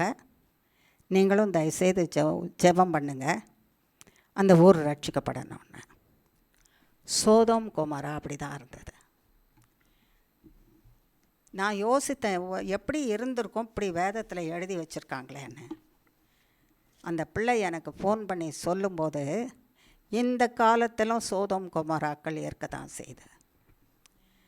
என் உள்ளமும் உன் உள்ளத்துலேயும் பரிசுத்த இயேசு கிறிஸ்து வாழாவிட்டால் உன் உள்ளமும் என் உள்ளமும் கூட சோதோம் கொமோரா தான்.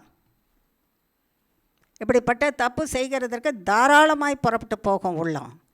இந்த உள்ளம் போகாதபடிக்கு காக்கப்படுது தேவன் வசிக்கிற வாசஸ்தலமாக இருக்கிறது என்றால், தேவன் இந்த உள்ளத்துக்குள்ளே வாசமாக இருக்கிறதுனால நாம் காக்கப்படுறோம்.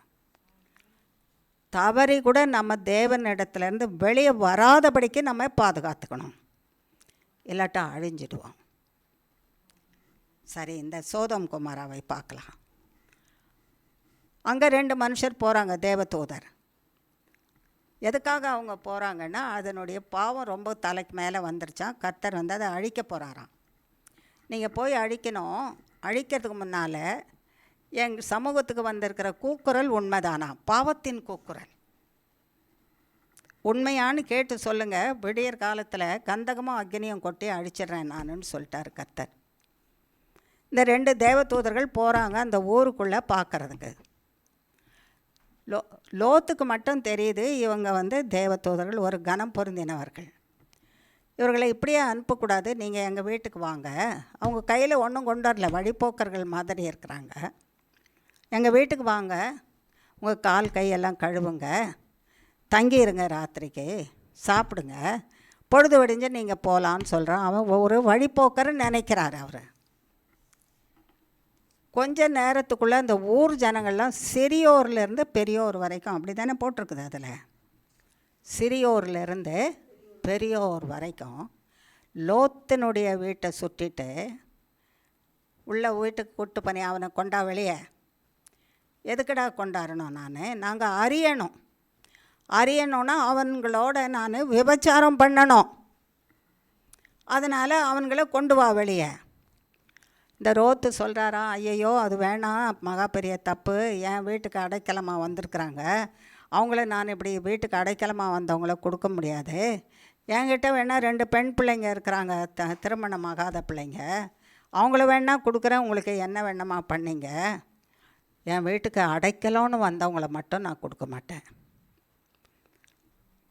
அவங்க சொல்கிறாங்களாம், ஜனங்கள்லாம் பெரியோர்லேருந்து சின்னவங்க வரைக்கும், நீயாடா நீதி பேசுறது, நீ என்ன நியாயம் பேசுறது, எங்கள் ஊரில் தங்க வந்தவன் நீ, எங்கள் ஊரில் நீ யார் தங்க வந்தவன், அப்படி தானே இங்கே கூட ஊருங்களில் சொல்லுவாங்க. நீ இங்கே தங்க வந்தவன், உனக்கு என்ன இருக்குது பேசுறதுக்குன்னுவாங்க. தப்பு பண்ணுவாங்க, சரியானதை பேசுனா சரியானதை பேசக்கூடாது, தங்க வந்தவன். அதே மாதிரி தான் ரோத்தை சொல்கிறாங்க, நீ இங்கே தங்க வந்தவன், நீ என்னடா நியாயம் பேசுகிறது. நெருக்கி அவனை கதவை உடைச்சி உள்ளே போய் அவங்கள எடுத்துகிட்டு வரலான்னு பிரயாசப்படுறாங்க. உள்ளே இருந்த தேவதூதர்கள் மெதுவாக கதவை திறந்து லோத்தை உள்ளே எடுத்துட்டு லோத்துக்கிட்ட சொன்னாங்களாம், நீ உள்ள ஒரு காரியம் செய்கிறோன்னு. இவங்க அப்படி வெளியே எல்லார் கண்களையும் குருடாக்கி விட்டுட்டாங்களாம். அந்த நேரத்தில் இருந்து லோத்தினுடைய வீட்டு வாசல் கதவை பார்க்குறாங்களாம், தேடுறாங்க, கிடைக்கல அவங்களுக்கு. அவங்களுக்கு அடுத்தவனை பார்க்க தெரியும். அட இவன் எக்ஸ் தானே, ஆமாம் இவன் எக்ஸ் தான். அந்த லோத்து வீடு அந்த கதவு எங்கடா, நானும் அதான்டா தேடுறேன், அது காணோம். லோத்து வீட்டு கதவு மட்டும் என்ன செய்யலை, கண்ணுக்கு தெரியல, மற்றவங்க இருக்கிறதெல்லாம் கண்ணுக்கு தெரியும். கண்களை குருடாக்கி வச்சுட்டாராம். ராத்திரியெல்லாம் தடவுறாங்களாம், சுற்றி அந்த வீடை சுற்றி தேடி பார்க்குறாங்களாம், அவங்களால கண்டுபிடிக்க முடியல. ஏன்? கண்கள் குருட்டாட்டம் பிடிச்சிருச்சு. இந்த 2 தேவதூதர்களும் லோத்துக்கிட்ட சொன்னாங்களாம், நாங்கள் இதை அழிக்க வந்திருக்கோம். கர்த்தர் சொன்னார், இங்கே நடக்கிற இந்த அக்கிரமமும் பாவமும் மெய்தானான்னு நீங்கள் பார்த்துட்டு எனக்கு சொல்லுங்கள்.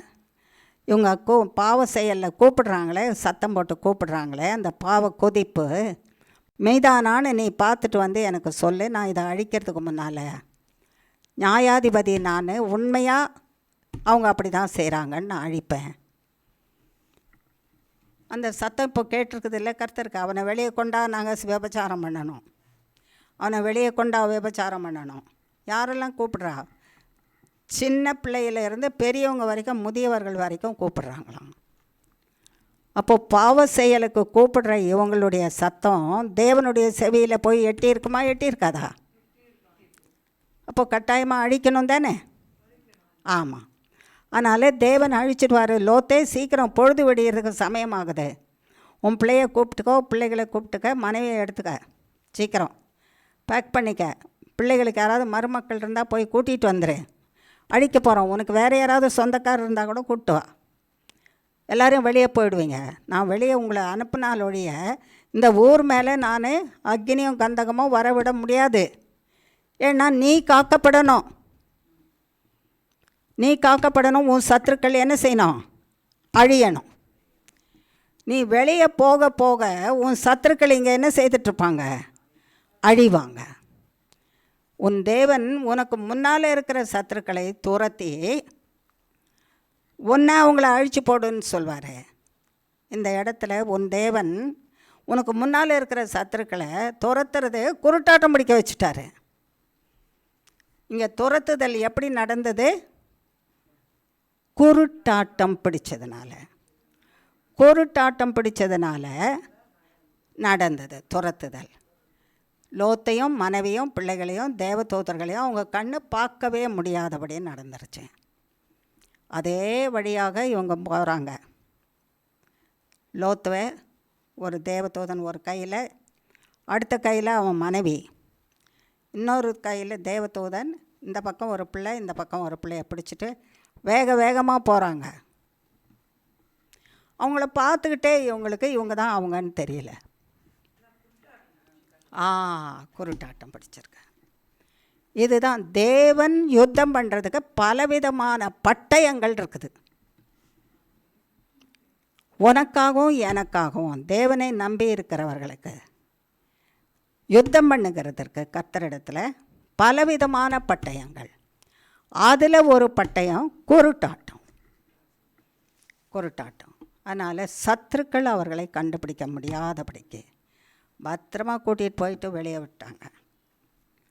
வெளியே விட்டுட்டு ஓடிப்போ, ஜீவன் தப்ப என்ன பண்ண, ஓடிப்போ.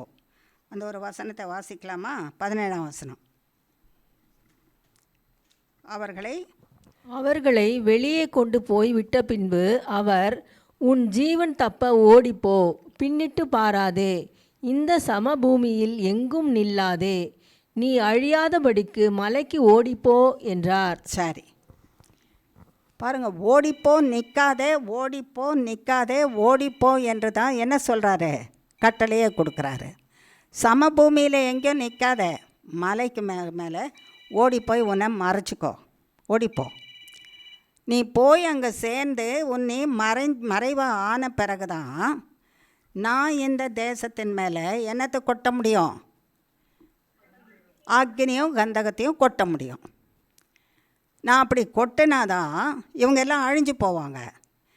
நீ அதுக்குள்ளாக ஓடி போய் உன்னை தப்பி வச்சுக்கொள் என்ன சொல்கிறாரு. ஓடு ஓடு ஓடு.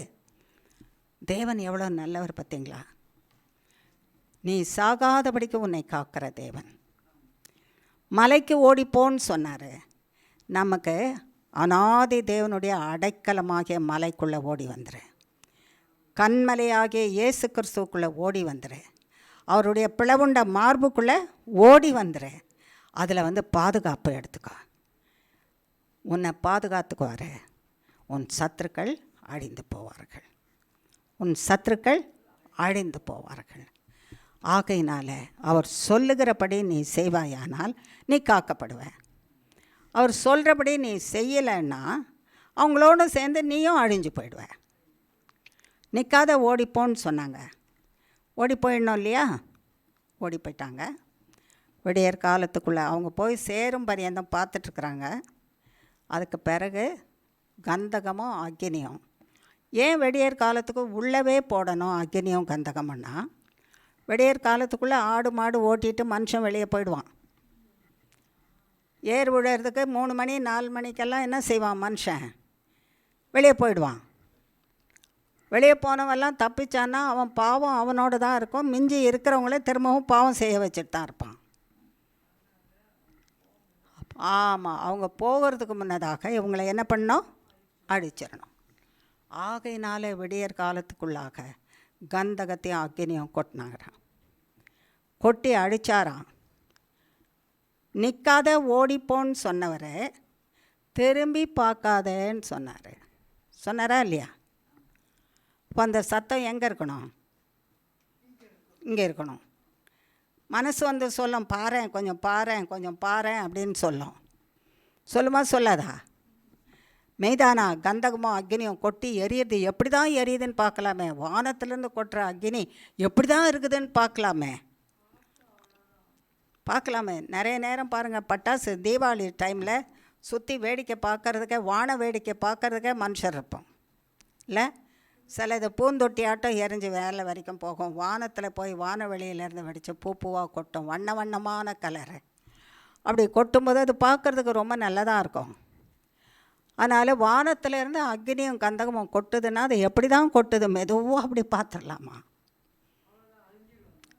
அழிஞ்சிடுவாங்கல்ல. தேவன் சொன்னால் செய்யாதன்னு அதை மீறி செய்தால் அழிஞ்சிடுவாங்க. இந்த லோத்தினுடைய பிள்ளைங்க 2 பேரும் திரும்பியே பார்க்கலையாம், அப்படியே ஓடிட்டாங்களாம். அந்த லோத்தின் மனைவி மட்டும் இது எப்படி தான் கொட்டுதுன்னு பார்க்கலாமேன்னு கொஞ்சம் அப்படி திரும்பி பார்த்தாலாம், அப்படியே உப்பு தூண் ஆயிட்டான்.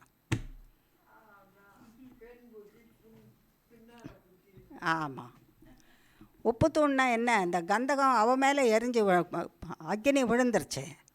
எரிஞ்சு போன பிறகு உப்பாக மாறி போனான்.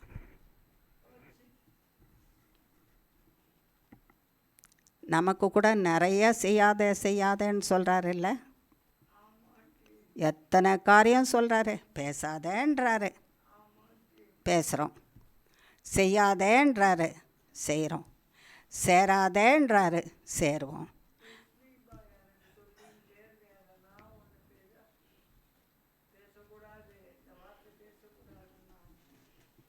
அதை கேட்டு என்ன பண்ணிடணும், பேசாமல் இருந்துக்கணும். அப்படி எச்சரிக்கிற சத்தமாவது கொடுக்கறதுக்கு கர்த்தர் ஒரு பிள்ளையை அங்கே பக்கத்தில் வச்சுருக்கிறாரு. கர்த்தருக்கு கோடி கோடி ஸ்தோத்திரம். அந்த நல்ல தேவனுக்கு கோடி கோடி ஸ்தோத்திரம். ஆகையினால அந்த எச்சரிப்பின் சத்தம் எப்போ கர்த்தர் எதை செய்யாதேன்னு சொன்னாரோ அதை மீறி செய்தால் அழிவு தான். இன்றைக்கி வரைக்கும் பாருங்கள், நம்ம பிரச்சனை கஷ்டப்படுறதில்ல, ஆதியிலேருந்து எதெல்லாம் செய்யாதேன்னு சொன்னதெல்லாம் செய்ததுனால வந்த பிரச்சனை தவிர நம்ம கீழ்ப்படிஞ்சதுக்காக தேவன் தண்டித்த தண்டனை ஒன்று கூட கிடையாது. கீழ்ப்படியாமைக்காக செய்த தண்டனை. ஒரு வார்த்தைக்கு கூட பயம் இல்லாதபடிக்கு தைரியமாக இயேசு சிலுவையிலே எனக்காக மரித்திருக்கிறார், நான் தைரியமாய் தப்பு செய்வேன் என்று செய்கிறதுனால வந்த தப்பிதுமே தவிர நான் அவர் வார்த்தைக்கு கீழ்ப்படிஞ்சு சொன்னது அவர் தான், நான் கீழ்ப்படிவேன், ஆனால் நான் பிழைப்பேன், நான் பிழைச்சிருப்பேன், நான் வாழ்ந்திருப்பேன், நான் இன்னமும் நல்லா வாழ்ந்திருப்பேன், அநேகருக்கு சாட்சியாக இருந்திருப்பேன், அநேகருக்கு தேவநாமத்தை மகிமைப்படுத்துகிறவளாக இருந்திருப்பேன், நல்ல தேவனுக்கு நான் நல்ல மகனாக இருந்திருப்பேன். அவர் நல்ல தேவனும் ஆசீர்வதிக்கிற தேவனும் வார்த்தையில் உண்மையுள்ள தேவனுமாக இருந்திருப்பார். இந்த பாக்கியத்தை பெற்றுக்கொள்ளு என்று தான் கர்த்தர் சொல்கிறார். என் வார்த்தை உனக்குள்ளே இருக்குது, அது பலன் தரணும்னா நீ கீழ்ப்படியணும். நீ கீழ்ப்படியலைன்னா அழிஞ்சு போயிடுவேன். பாருங்கள் 26ஆம் வசனம். அவன் மனைவியோ பின்னிட்டு பார்த்து உப்பு தூண் ஆனாள். அவ்வளோதான். நம்ம தேவ பிள்ளையாக வாழ்ந்திருப்போம். நாம் யாராய் வாழ்ந்திருப்போம்? தேவ பிள்ளைகளாக நாம் வாழ்ந்திருப்போம். அவர் சொல்கிற வார்த்தையை கேட்டு அவர் சொல்லுகிற கட்டளையின்படி நாம் நடந்தோமானால் நாம் தேவ பிள்ளையாக வாழ முடியும். நமக்கு அடைக்கலமாக இருப்பார். நம்முடைய சத்துருக்களுக்கு முன்பாக நின்று சத்துருக்களை அழித்து அவர்களை அழித்து போடு என்று நமக்கு சொல்லி அழிக்கிறதுக்கு பலனை கொடுத்து பாதுகாத்து இழந்து போனதை திரும்ப கொடுத்து அவருடைய நாமத்துக்கு மகிமையாக வாழ உதவி செய்வார். ஜெபிக்கலாமா? சர்வபலமுள்ள தேவனே, நீர் எங்கள் தேவன், நாங்கள் உங்களுடைய பிள்ளைகள். நேர்த்தியாக எங்களுக்கு கற்பித்தீர் ஆண்டவரே. எங்களை ஒரு தென்னம்பிள்ளையாக இருன்னு சொன்னீர். உம்முடைய வார்த்தை தான் இளநீர்ன்னு சொன்னீர். அதை குடிக்கிறவங்களுக்கு அது உயிர் கொண்டு வரோன்னு சொன்னீர். உம்முடைய வார்த்தை நாங்கள் சொல்லும் பொழுது ஆண்டவரே அதை கேட்கிறவர்களுக்கு உயிர்ப்பிக்கிறது, பரிசுத்தப்படுத்துகிறது, பாதுகாப்பு கொடுக்கிறது. ஆமாண்டவரே, அந்த வார்த்தையை எங்களோட பேசினீர், நாங்கள் கேட்டோம். எங்கள் இருதயத்தில் வைத்து அதை ஆண்டு கொண்டு காத்து கொண்டு எங்கள் வாழ்க்கையில் நாங்கள் அதை கடைப்பிடித்து எங்களோட வசிக்கிறவர்கள், நாங்கள் சந்திக்கிறவர்கள், எங்கள் வாசஸ்தலம், வீடு, ஆண்டவரே, சமுதாயம், எங்கள் சபை என்ற எல்லாரிடத்திலும் இந்த நல்ல வார்த்தைகளினாலே ஆண்டவரே ஒவ்வொருவரும் பிழைக்கத்தக்கதாக செய்து நாங்களும் பிழைத்து கர்த்தர் வரும் பரியந்தம் உம்முடைய பிள்ளைகள் என்ற முத்திரை போடப்பட்டவர்களாய் வாழ்ந்து வளம் பெற கிருபை செய்வீராக. தேவைகளை சந்திப்பீராக, குறைவில்லாமல் வைப்பீராக. திரும்பமாக நாங்கள் உம்முடைய சன்னிதானத்தில் இப்படியாக கூடி உம்முடைய விலையேறப்பெற்ற நாமத்தை மகிமைப்படுத்தும் பரியந்தம் காக்கிற விலையேறப்பெற்ற தேவனாகிய உம்முடைய கரத்தில் எங்களை எல்லாரையும் ஒப்புவிக்கிறேன், பொறுப்படுத்திக்கொள்ளும். இயேசு கிறிஸ்துவின் மூலம் ஜெபிக்கிறோம் பிதாவே. ஆமேன், ஆமேன், ஆமேன். என் ஆத்துமாவே கர்த்தரை ஸ்தோத்ரி, என் முழு உள்ளமே அவருடைய பரிசுத்த நாமத்தை ஸ்தோத்ரி. என் ஆத்துமாவே கர்த்தரையே ஸ்தோத்ரி, கர்த்தர் செய்த சகல உபகாரங்களையும் மறவாதே. ஆமேன், ஆமேன், ஆமேன். இயேசுவின் ரத்தம் ஜெயம், இயேசுவின் நாமத்துக்கு ஸ்தோத்திரம். ஆமேன். God bless you.